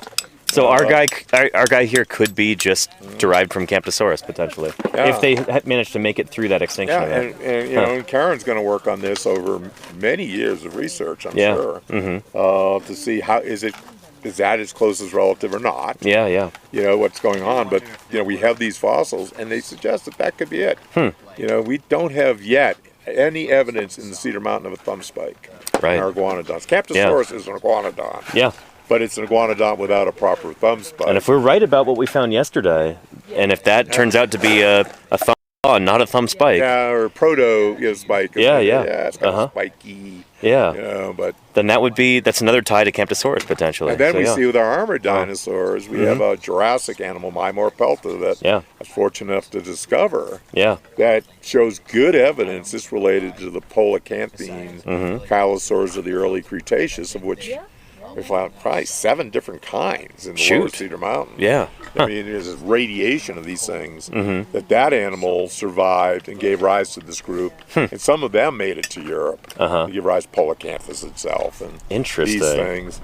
But so we have a couple Morrison animals, but the Chinese are saying the same thing. The ornithischians seem to preferentially survive over like the sauropods. Yeah. The theropods also see like a big... We see here... Ceratosaurus we lose goes out. allosaurids. Okay. And I've talked to a number of people lately about this. Are any allosaurids other than carcharodonts, which are a separate group, that appear earlier in Europe? They're in the middle camp. The middle. I didn't realize that. I assumed they evolved from things like Allosaurus. No. Well, interesting. And ceratosaurs go out.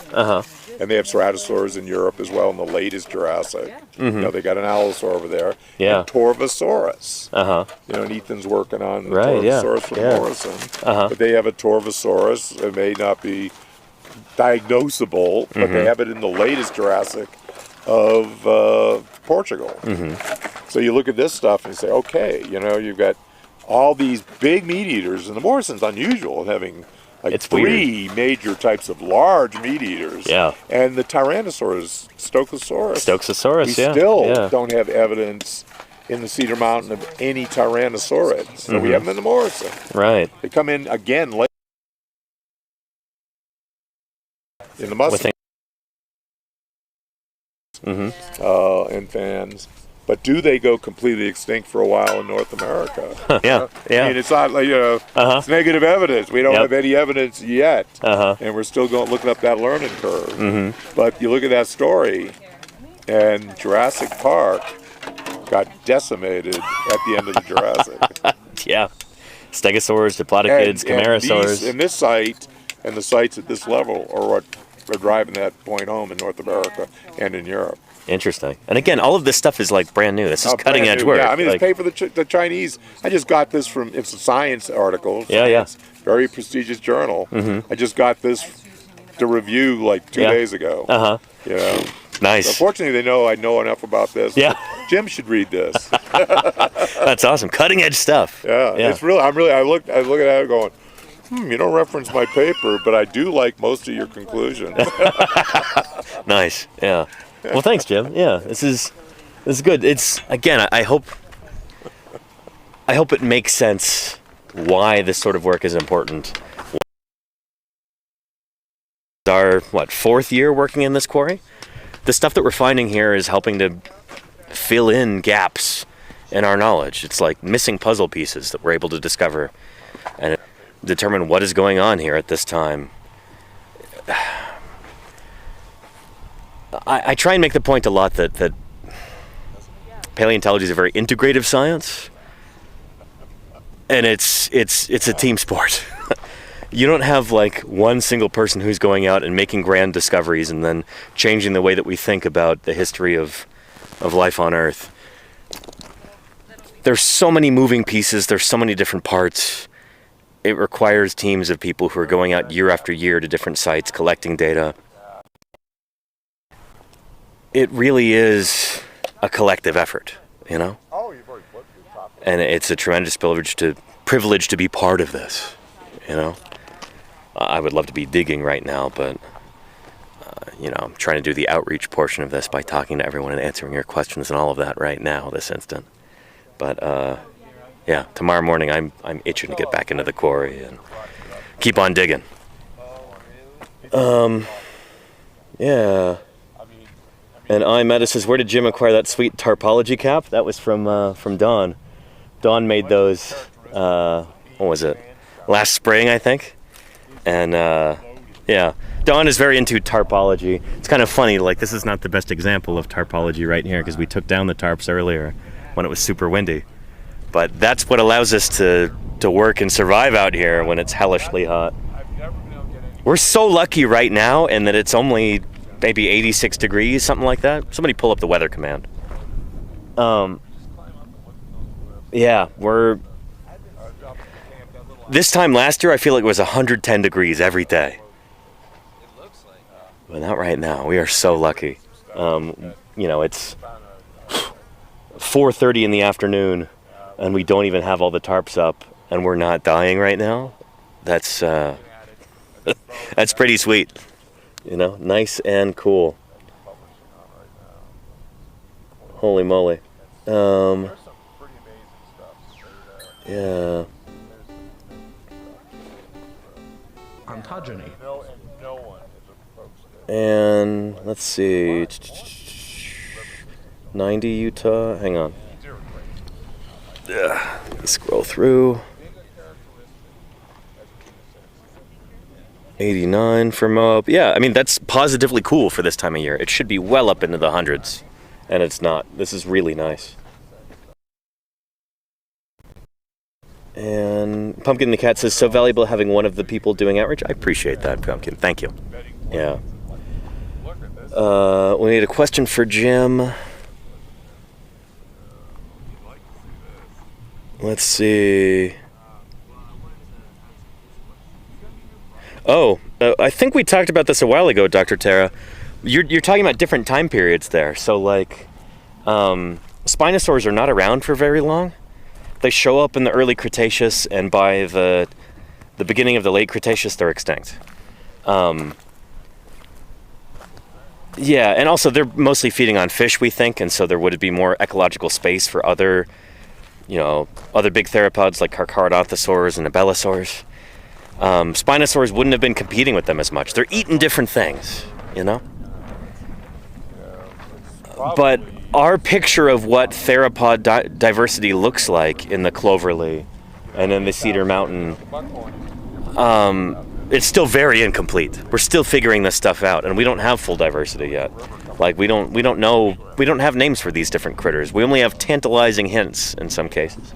Here in this quarry, Ethan found a quadrate, so one of the bones from the back of the skull of a big, probably Carcharodontosaur.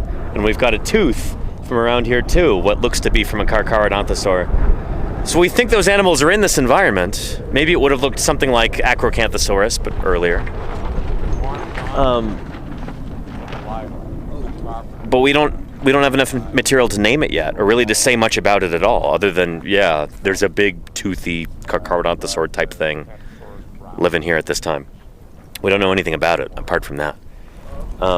Much of the Cedar Mountain Formation is like that. We're talking about 40 million years of time in the Cedar Mountain, and the fauna and the flora are changing a whole lot during that time, over 40 million years. So yeah, and yeah, when we're talking about things like Moros and Siach too, we don't have enough specimens of those guys to really say much about their ecology or their growth and development, all of that stuff, you know? Yeah.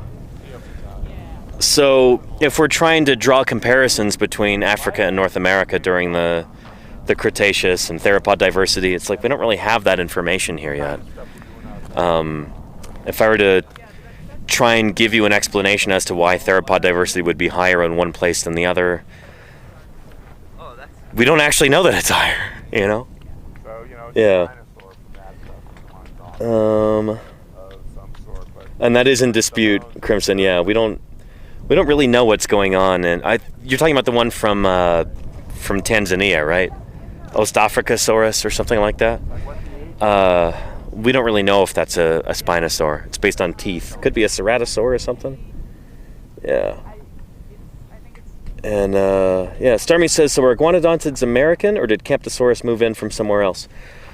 That's a good question. Camptosaurus we have here in North America during the late Jurassic, and it may have survived that extinction event at the end of the Jurassic and given rise to our iguanodont here. We don't know. We're still figuring that out. But yeah, we do have reason to think that maybe our iguanodont here is homegrown. That it didn't migrate in from Asia like the sauropods probably did. Like Mierosaurus probably did. But we don't know. Again, we're still figuring this stuff out. Yeah. Anywho, yeah. Yeah. Yeah. Oh, and from Shogo Hear You, thank you, Claire, for reposting. Is everyone working on the same thing as Team 1? As one team? Or is it like multiple paleos or sharing a dig site? So, yeah, Shogo, I can kind of explain what's going on here. So this dig is run by the Utah Geological Survey. So Jim and Don and Ethan all work for the survey. They are employees. Means they're getting paid, and good for them. Everyone else here is a volunteer. So I'm volunteering here. So is James and Fisher and Marcello and Laura and Karen. Some of us are going to be actually working on these specimens afterward. We're going to be publishing on them. Years ago, I was still talking. And some of us are just here kind of for the heck of it, just because we really enjoy field work and we think this is important and our time. And yeah. But Karen there in the purple tank top, she is lead author on this paper. So she's going to be describing these new iguanodonts. She's going to be publishing on them in the scientific literature. This is a project that she is already actively researching. The whole thing with the buckhorn. Yeah, and then some of us might be authors on that paper too. We're not totally sure yet, still being worked on. But, yeah.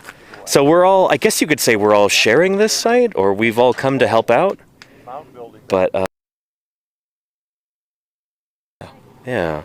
I should emphasize that all of the fossils that we're excavating are going to be going up to Salt Lake City eventually. They're going to be at the Utah Museum, or excuse me, other way around. The Natural History Museum of Utah, NHMU, in Salt Lake City. We actually got to see a few of these fossils there when we were, well, I guess from a different site, but anyway. Saw some iguanodonts there from a different site in the Cedar Mountain in collections last week on Tuesday, which is pretty cool. But, yeah, these fossils are off of public land, and so they belong to we, the people of the United States. They need to stay in the public trust. They need to be in a museum. If these fossils were on private land, then they would belong to a private landowner. The case here, thankfully. They're on public land, so they belong to we, the people. We have a special permit from the Bureau of Land Management to dig on this land and collect those fossils.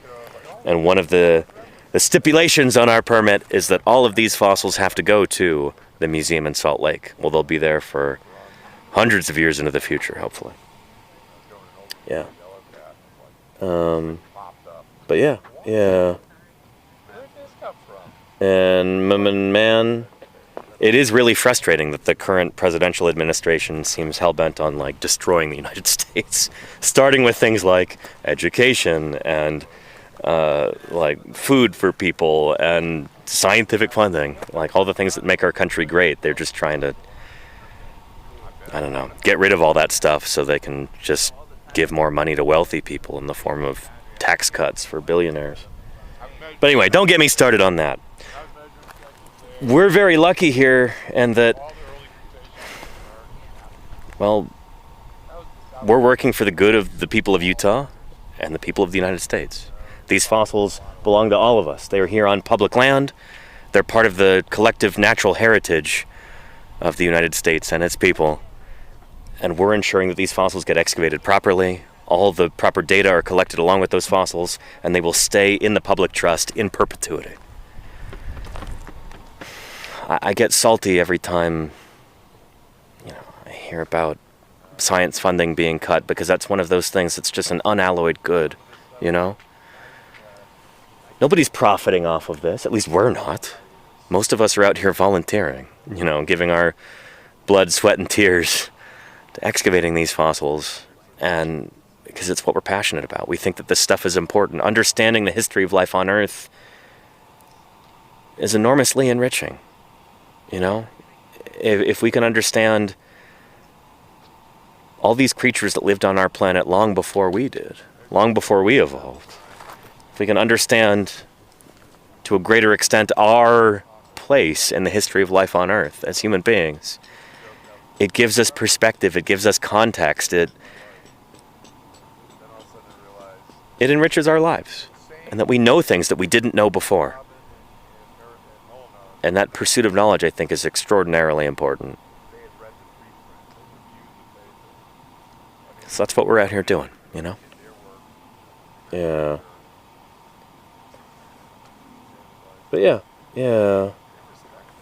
And let's see. Oop. Honesty Lies. Sorry, your username is like almost the same color as the background. It's really hard to read. What if someone buried it there years ago just to trick us?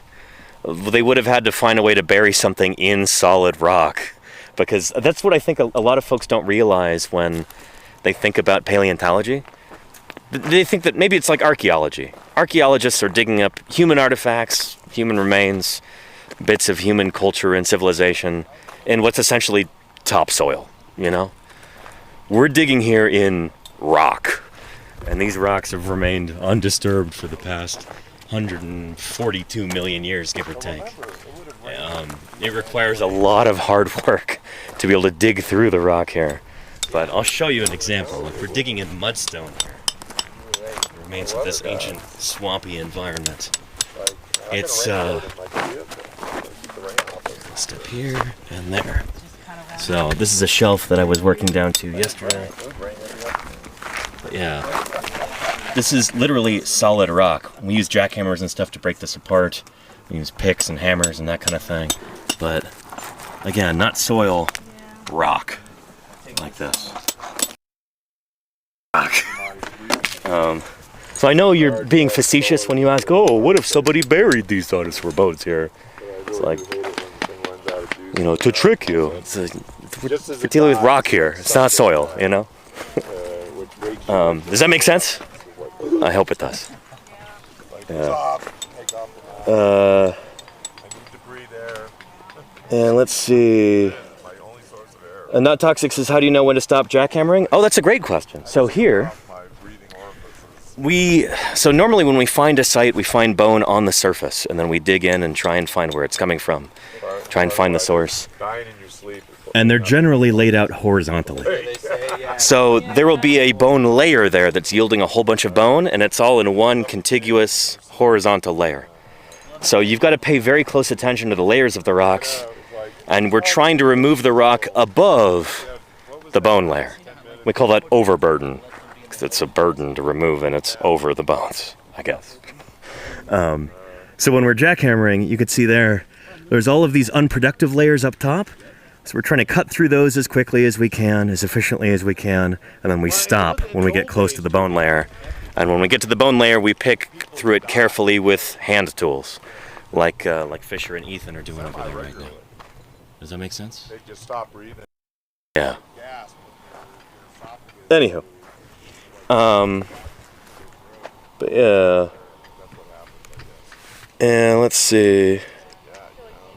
This is one of the things that could happen to you with bad Mm-hmm. You don't breathe, and all of a sudden you choke in your esophagus. And you just never know. No, we do know. That's why we're here in the first place, Shoot. Yeah. I don't know. I'm trying to use these instances of people trolling to actually, talk about real science here. Occasionally you do get people who, I don't know, I've had people visit fossil quarries before, like locals, ranchers, people like that, who on rare occasions, they might have some objection to the very idea of fossils or what we call deep time, stuff like that. Sometimes there are people who are really offended and scared of the idea that the Earth is old and that we as human beings are very new on the Earth, you know? This idea that we've only been around for about 200,000 years in our modern form as human beings, and the Earth is about 4.5 billion years old. I see that as an extraordinary thing. Like, that's something worth celebrating. That's so cool. It's like looking up into the stars and feeling that immense, overwhelming sense of smallness. I find that invigorating. It's really cool to think about how vast the universe is and how old it is, how old our Earth is. Those are super cool things. Some people are really scared of that because it makes them feel small, and I don't know if it's low self-esteem or if it's just some sort of personality flaw or something like that, but some people really, really hate that idea. And I think that's sad. But I think that kind of fear and disgust,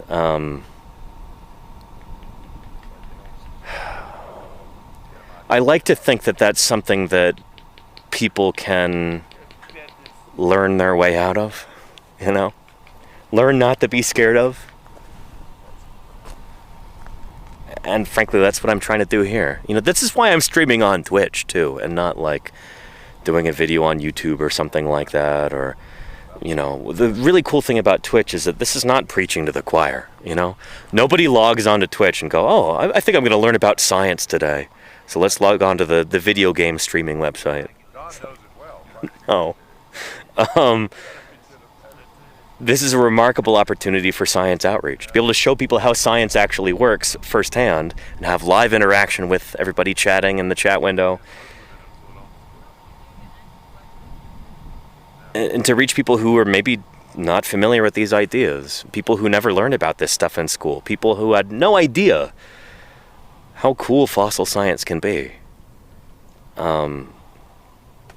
I don't know, I'm so grateful for this platform. Twitch has been so cool, and it's an honor to be able to stream here, you know?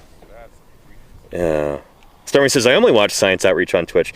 Well, you're a rare exception. I appreciate you, Stormy. Yeah.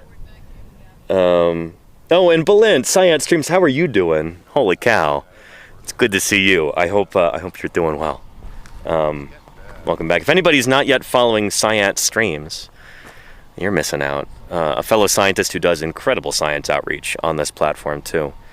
Belinda and Lita are a married couple of molecular and systems biologists, and they stream like 8 days a week here on Twitch. It's crazy the amount that they stream. And they do phenomenal interactive science broadcasts. You should 1,000,000% follow them right now if you're not yet doing that. And they're also really good friends of mine. Belinda, I hope you're doing well. I hope baby Alona and littler baby Buster Brown, I hope they're all doing really well. It's good to see you, my friend. And 8 days a week. Yeah, just like the Beatles song there, man. Yeah. Always glad to be here. I'm always happy to see you, Belinda. I wish I could watch your streams more often, but we have usually exactly 3 hours of internet every day, and that's why I'm streaming here when I set up the satellite dish. This week is actually another 8-day with a double on Thursday. Shoot, Science Stream is nice. Yeah.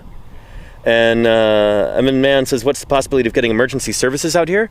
We would have to either drive to the nearest hospital, which is about, I don't know, about 30 or 40 miles away, something like that. Or call in a life flight helicopter, potentially, if there were like a truly life-threatening emergency. This is the middle of nowhere, you know? This is not... This is some serious outdoor field work, you know? It's not for the faint of heart. But we do this because we love it and because it's important, because we really believe in this work. But it's not the safest thing. It's true. Yeah. And we're well. Can't wait to see you in October. Likewise, Belinda. Yeah. Yeah. Yeah. Yeah, here, let me take a look at Starmy's question here, too. Technical question. Oh, bring it on. For the people about the tail clubs of ankylosauroids, it stated that defense against predators is not a strong enough evolutionary stimulus to explain the evolution of their clubs. My question is, how do you rank evolutionary stimuli, and how do you determine how impactful they are? That's Victoria Arbour's paper, isn't it? We can talk to Jim about that, because Jim is an ankylosaur guy. I disagree with the conclusions of that paper. I don't think that ankylosaurid tail clubs evolved for sexual competition, because there's no dimorphism there. Like, it's as simple as that. Like, if you don't have sexual dimorphism, if you don't have differences between the males and females, then that's not a sexually selected characteristic. It's just not, like, it's a complete, I think, misunderstanding of what sexual selection is. But I don't know, let's see what, Jim is actually an ankylosaur guy. He kind of wrote the book on ankylosaurs. Let's see what he says about this. They derive from Desmatosuchids. That's where ankylosaurs came from. They gave rise to armadillos. No, ankylosaur tail clubs. Yeah. Why do you think, what was the primary driving force in their evolution? Do you think it was intraspecific competition, like some researchers would suggest? It's defense. And you think it's defense against predators? Yeah, and they'd slash each other some maybe too. Who knows? Yeah. But I've seen an unpublished one in China. That's got because all the nodosaurs, even if there's small blades on the sides, Scelidosaurus, they have blades down the side. Sure, yeah. Coelacanthines have blades down the sides. Yeah. This ankylosaurid, which does have a handle, has a battle axe for a tail instead of a club. Like that big across, widening like a real battle axe. And it's the plates going down the tail. There's the last two. Yeah. At the end of the tail are huge, and Victoria Arbour modeled that as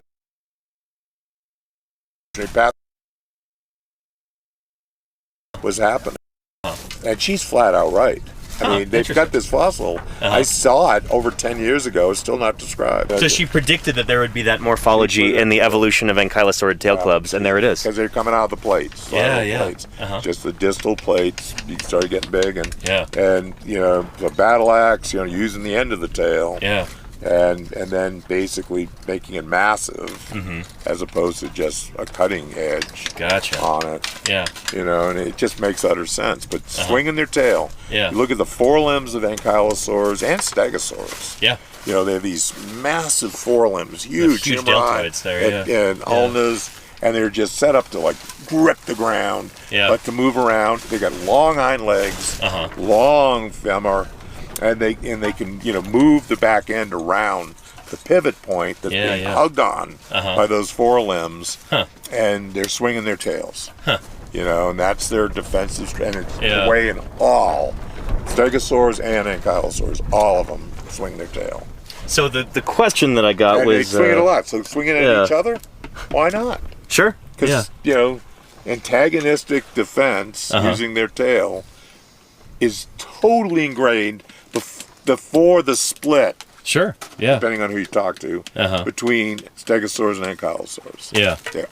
That's their basic bod plan for dealing with world. And hunkering down, like getting the front end low, and hunkering down, and then the butt up.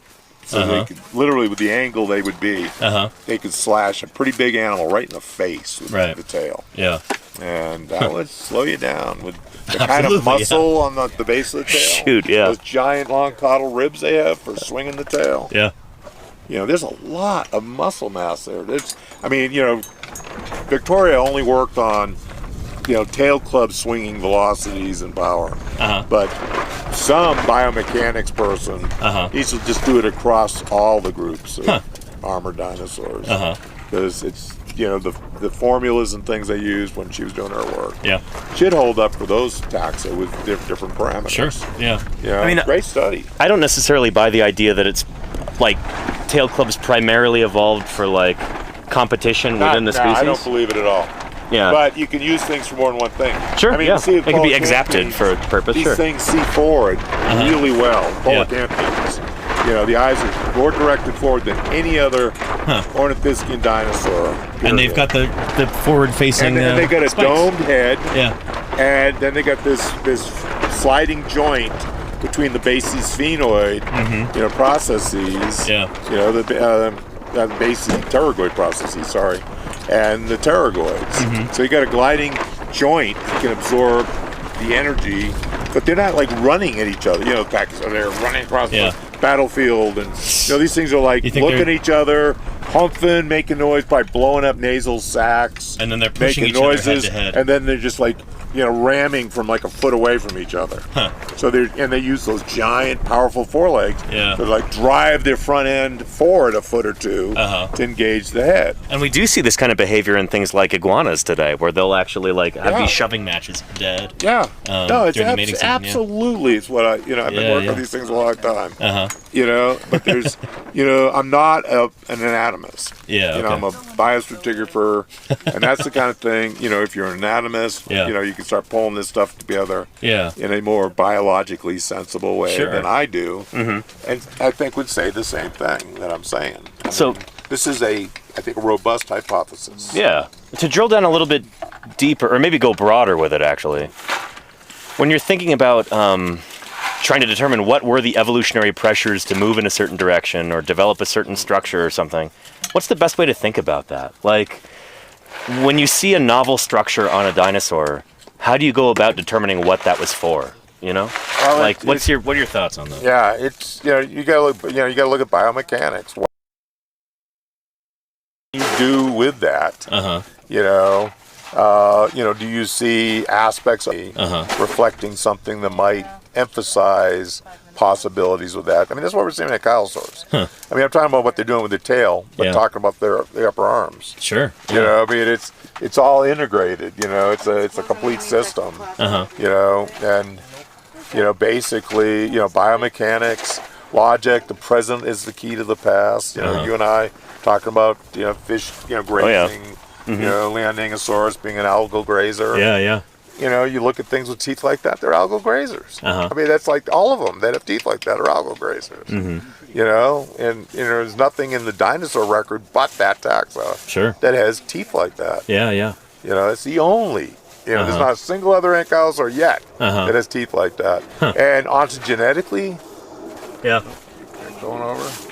It sounds like a fighter jet or something. Yeah. That or like a PJ. That's a real bird. Yeah, it's a real bird. No, it's like a Learjet. Yeah, okay, going to the Thought it was something cool like a fighter jet. Somebody rich going to Moab today. It's a playground for rich people too. You look at that, like those teeth. Those things ontogenetically, maybe they fuse those little rays up into a more normal looking ankylosaur tooth. Could be, we don't have that progression. I tend to think, they're a small group of aquatic ankylosaurs, that are in that lake system. They may only be in Eastern Asia. Right. I mean, because we have nothing like them anywhere else. But I look at marine iguanas, and we don't have anything quite like that. Iguanas, are eating things, but they'll have such pectinate teeth that you see marine iguanas. And it's stuff can change pretty quickly sometimes in evolution. Yeah, the Galapagos Islands are only a few million years old, right? Marine iguanas, that's a pretty big break. And they're still in the early stages of that evolution too. It's who knows what they'll look like in a few million years. And the evolutionary, developments for like secreting salt. And things like that. That's all in the last few million years. It's pretty dramatic. Evolution can work pretty rapidly. So Leoningosaurus, it may be its own thing. It's possible, side deal, and they got in these lakes. That were being formed around these volcanic Still wish we could do histo on them to figure out are they mature or not, You do because they're so small, Yeah, I mean, I would love to run the one in, what is it, the Beijing Museum of Natural History. They have a beautiful, fully 3D one. That museum in Shandong, most of them are like carbon films. But the one they've got at the museum in Beijing. It's actually 3D? Everything's 3D. It is the most gorgeous thing ever. I just drool thinking about how good that is. And if they would get that on, micro CT scan. The kind of equipment that exists now is you can totally go down to the subcellular structures. So you can, rather than cutting the bones open, you can see the growth rings. Just do a CT scan. You can do subcellular stuff in these new, micro CT units. And so, like cutting bone, that was a thing we did for a while, but pretty soon it's going to be like you're cutting your bone. Oh, don't say that. Well, no, that's the way it's going to be. I guarantee it. We'll see. No, I will guarantee it. Yeah. It's like there are people saying that right now with equipment that, why are you cutting the bone? I can see like subcellular structures in the bone, with our micro CT scanner. We're almost going to look at molecules with some of these things. I mean, the technology is soaring, and we just, paleo always is playing catch up. I mean, we don't have the budgets to have the most advanced toys most of the time, but I know what you mean. Friends. Yale's got them. Sounds like Cambridge has them. That would be pretty cool to not have to cut the bones open, but it's running these whole animals so you can look at everything like that. Yeah. Entire skulls, subcellular, all the structures. Cool. Thanks, Jim. Yeah. Let me get some more water before I forget. Is it okay to step right here, Don? Behind your gloves? Okay. Thanks. Step on the visor. Don't want to step on the optivisor, no. We're cooking it. Yeah, let me get some water and then I'll walk around for a little bit. Some of this stuff.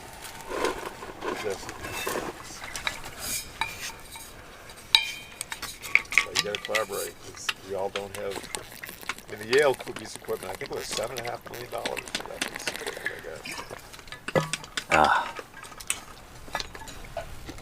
Balcones, their equipment is a lot over. There we go.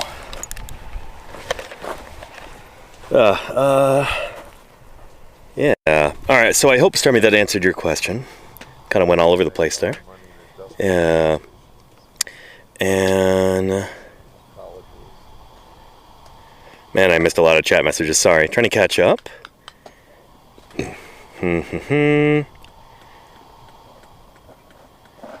Dire Beast Rexes had no idea that stegosaurids and ankylosaurids were related until just now. Yeah, Thyreophora is the group, the clade, the armored dinosaurs.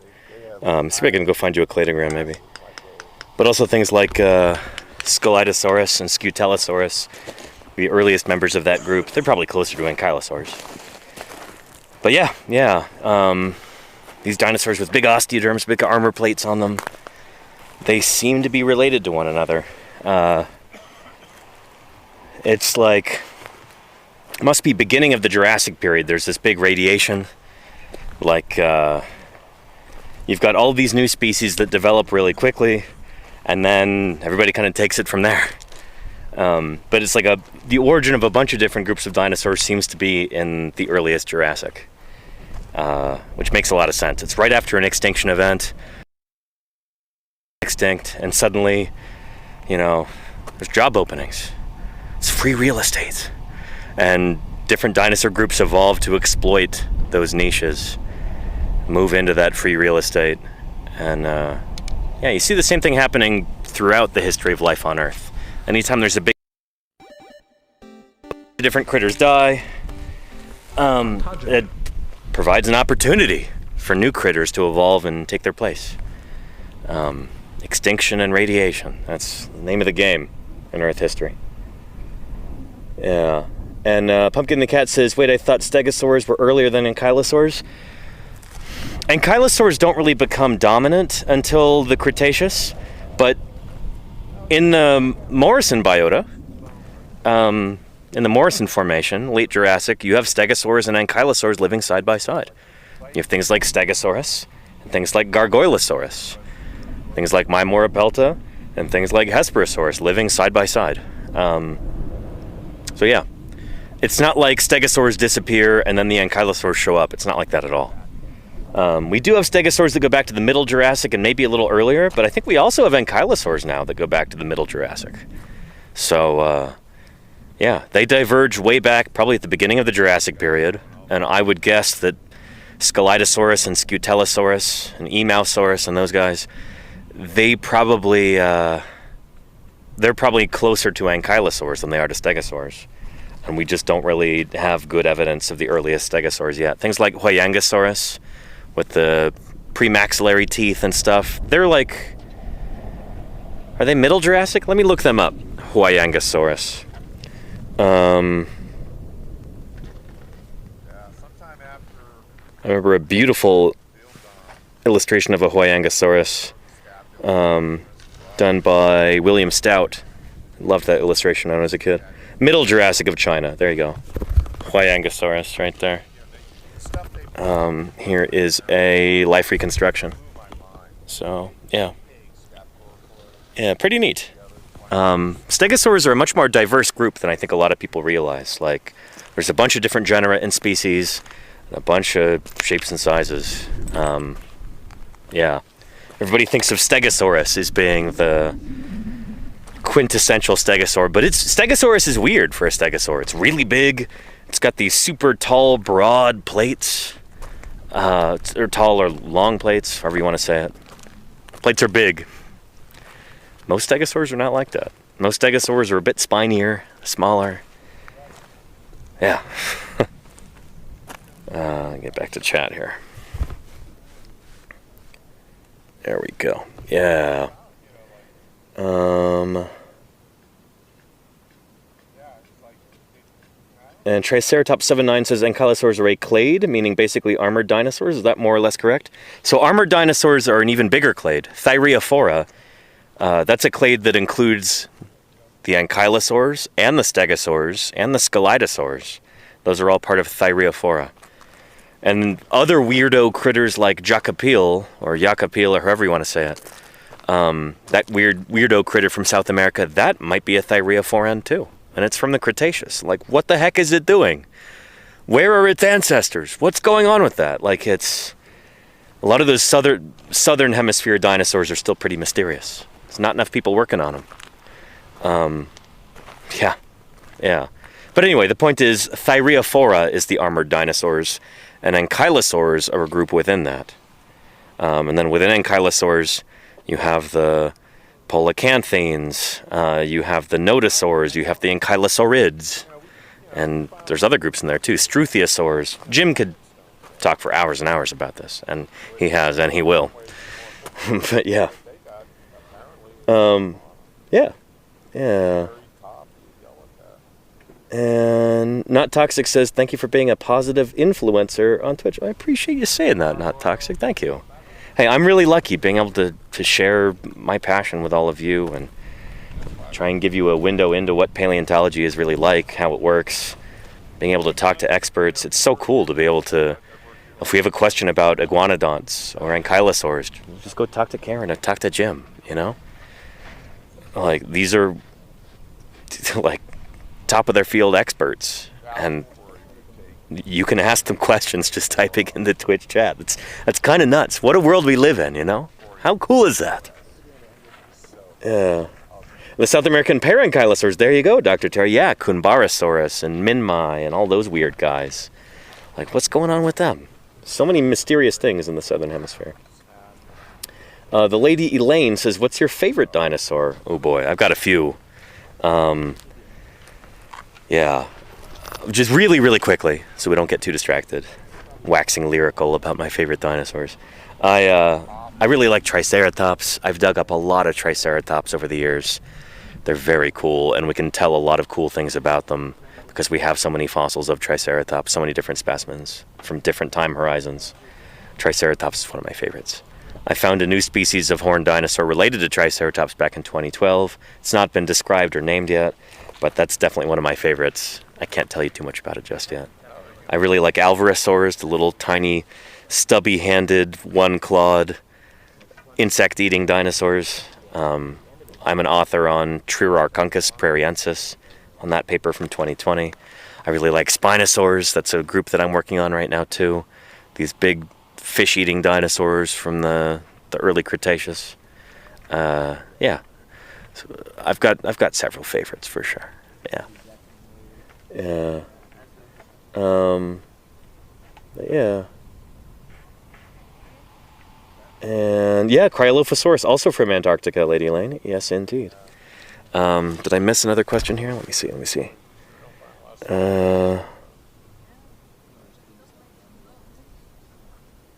Pumpkin the Cat says, I brought my 5-year-old to a natural history museum last weekend. Very cool. She loved it, but the tyrannosaurs and other theropods scared her. I mean, they're big, scary animals. Like, pretty sizable teeth. Like, yeah. She probably knows that, like, I don't know, if it came down to it, they might eat her up. It's a very human reaction to have, especially as a 5-year-old. So I don't blame her. Yeah. Yeah. That's the thing, is that for a lot of kids, dinosaurs are really fascinating and scary, but also safe at the same time, since they're extinct, except for birds. But yeah, for some kids who have very vivid imaginations, even being extinct doesn't make them quite safe enough. You know? That could be a sign of a very vivid imagination, and that's not a bad thing. Yeah. But yeah. And I'll see you around, Alexander. Thanks for being here. Yeah.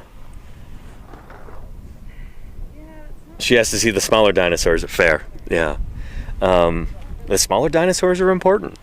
Yeah. I'm hopefully going to be working on some smaller dinosaurs over the next year, and I'm excited about that. Yeah.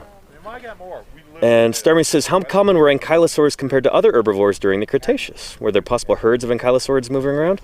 Oh yeah.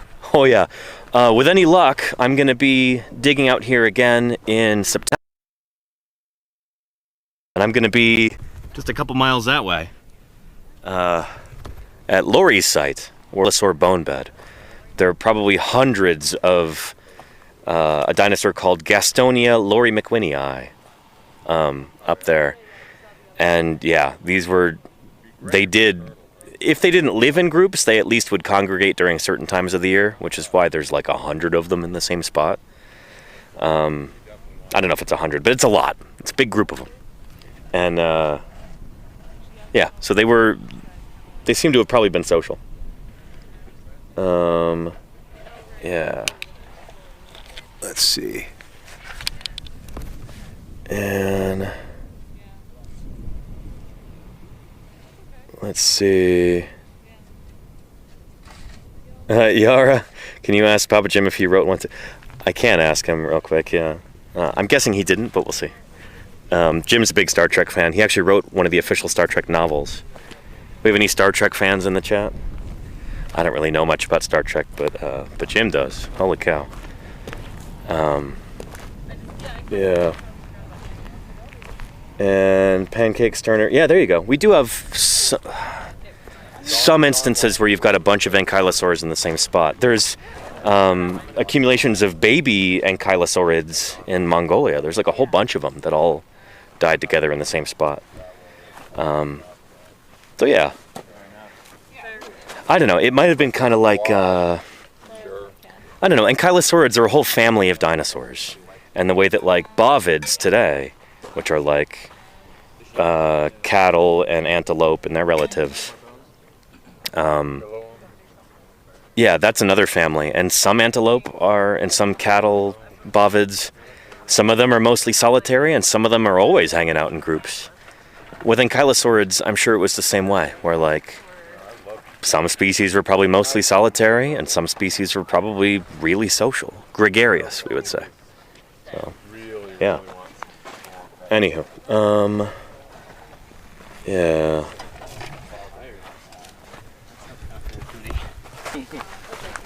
You know the only cure. Let's see, Jim. We had a question for you in the chat. Let's see, what was it?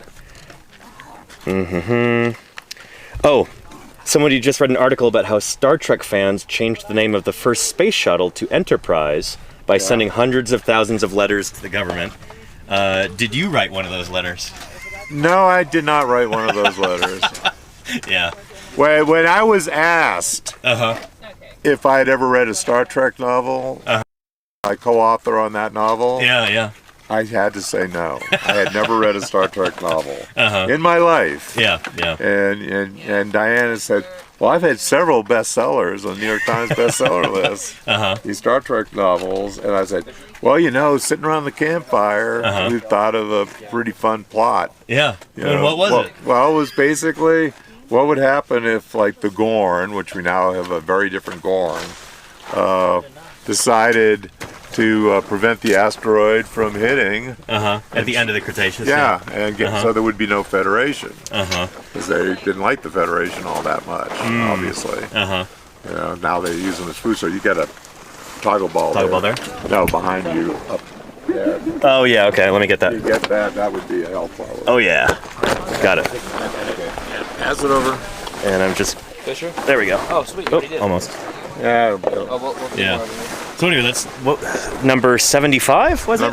Yeah, original series 75. and you know, they wouldn't let us use the Gorn, which if we had would have messed up the modern, you know, new Star Trek. Oh, gotcha. That's their main antagonist now, is the Gorn. Really? Oh yeah, That's the big Almost theropod-y looking guy that Captain Kirk fights, like throws a rock at his chest. Yeah, they're more like alien, you know. Yeah. They grow inside you and all kinds of nasty things. Oh, wild. Oh, they're really nasty creatures.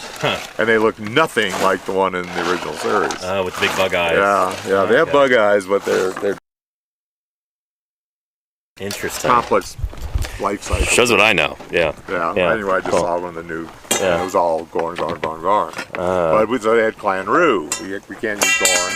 And we're basically a dinosauroid, intelligent race. You know, but they didn't even know they were dinosauroid. Just they were an alien race that was being subjugated by the Federation. And knowing our history, they were able to jump back in time and turn the asteroid.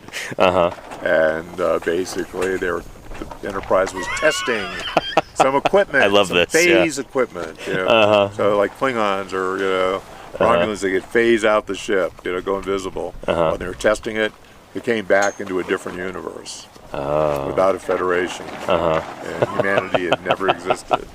So they finally figured it out and went back to make sure the asteroid. I need to read this one of these days, yeah. You haven't read it? I haven't read it yet, no. Spock meets T-Rex and you haven't met it? I mean, I wrote that section. I've never read a Star Trek novel, Jim. thing. I mean, you hadn't either, right? I had T-Rex fighting Alamosaurus in Utah. I should check that out, yeah. I have a signed copy, but... Yeah. He hasn't read it. I haven't read it, no. That's the kind of guy you're listening to. You know, he'll say things, but when it gets down to the nitty-gritty... When I'm talking about Star Trek, I don't know what I'm talking about, yeah. Thanks, Jim, yeah. Well, here, I'm going to wrap up here because we're wrapping up here at the site. So, yeah, we'll have lots more discussions like this as the days and weeks go on. But, yeah. And anyhow, yeah. Is it? Oh, it's got to be. Yeah, there we go. We can go right into Casey Snowart, who just got partner. Holy cow! Air horns. So excited that she finally got Twitch partner. This is going to be a real feather in her cap, and it's going to help her with her mission of art outreach, art education, and whale conservation. Yes, those things do go together. The vaquita is this species of porpoise. There's like 10 individuals surviving in the entire world. They're in desperate need of help, and Casey really wanted to get Twitch partner because that can put her on the front page, and she can help spread awareness about this critter for World Vaquita Day, for Save the Vaquita Day. And so, in celebration of her just attaining partner status, we're going to go right into her. Here we go. I mean, I like wearing more than channel, chat, raid, Casey Snowart. There we go. Excellent. Yeah. It is very exciting. Nice shirt, and we're going to go celebrate with her. Thank you, everybody, for tuning in today. I hope you had as much fun as I did on stream. I know this was kind of a disjointed one, kind of disorganized, just flying by the seat of our khaki shorts today, and that's okay. We'll have more regimented streams going forward. We'll have a few here and there. And we'll have some spur-of-the-moment ones and stuff too. But anyway, I hope to be streaming again same time tomorrow, and I hope you'll tune in. Hopefully we'll have more bones to show off too. So until then, you all take care of yourselves. Thank you so much to everybody who followed, everybody who rated in, everybody who commented, asked questions, shared their enthusiasm. Thank you to all of those financial supporters, subscribers, and cheerers and gifters. You're literally the reason why I can continue to do this, and I'm deeply, deeply grateful for all of your support. Couldn't be here without you. And of course, thank you to the moderation team, all those lovely mods who keep this a safe and welcoming community for everybody, and also keep me from losing my sanity while I'm looking at chat. Appreciate you, mods, more than you know. With that said, let's go right into Casey Snowart and wish her a very happy, well, getting partner. Partner party at Casey Snowart's place. Let's go join her. See you there. Bye-bye, everybody. Take care.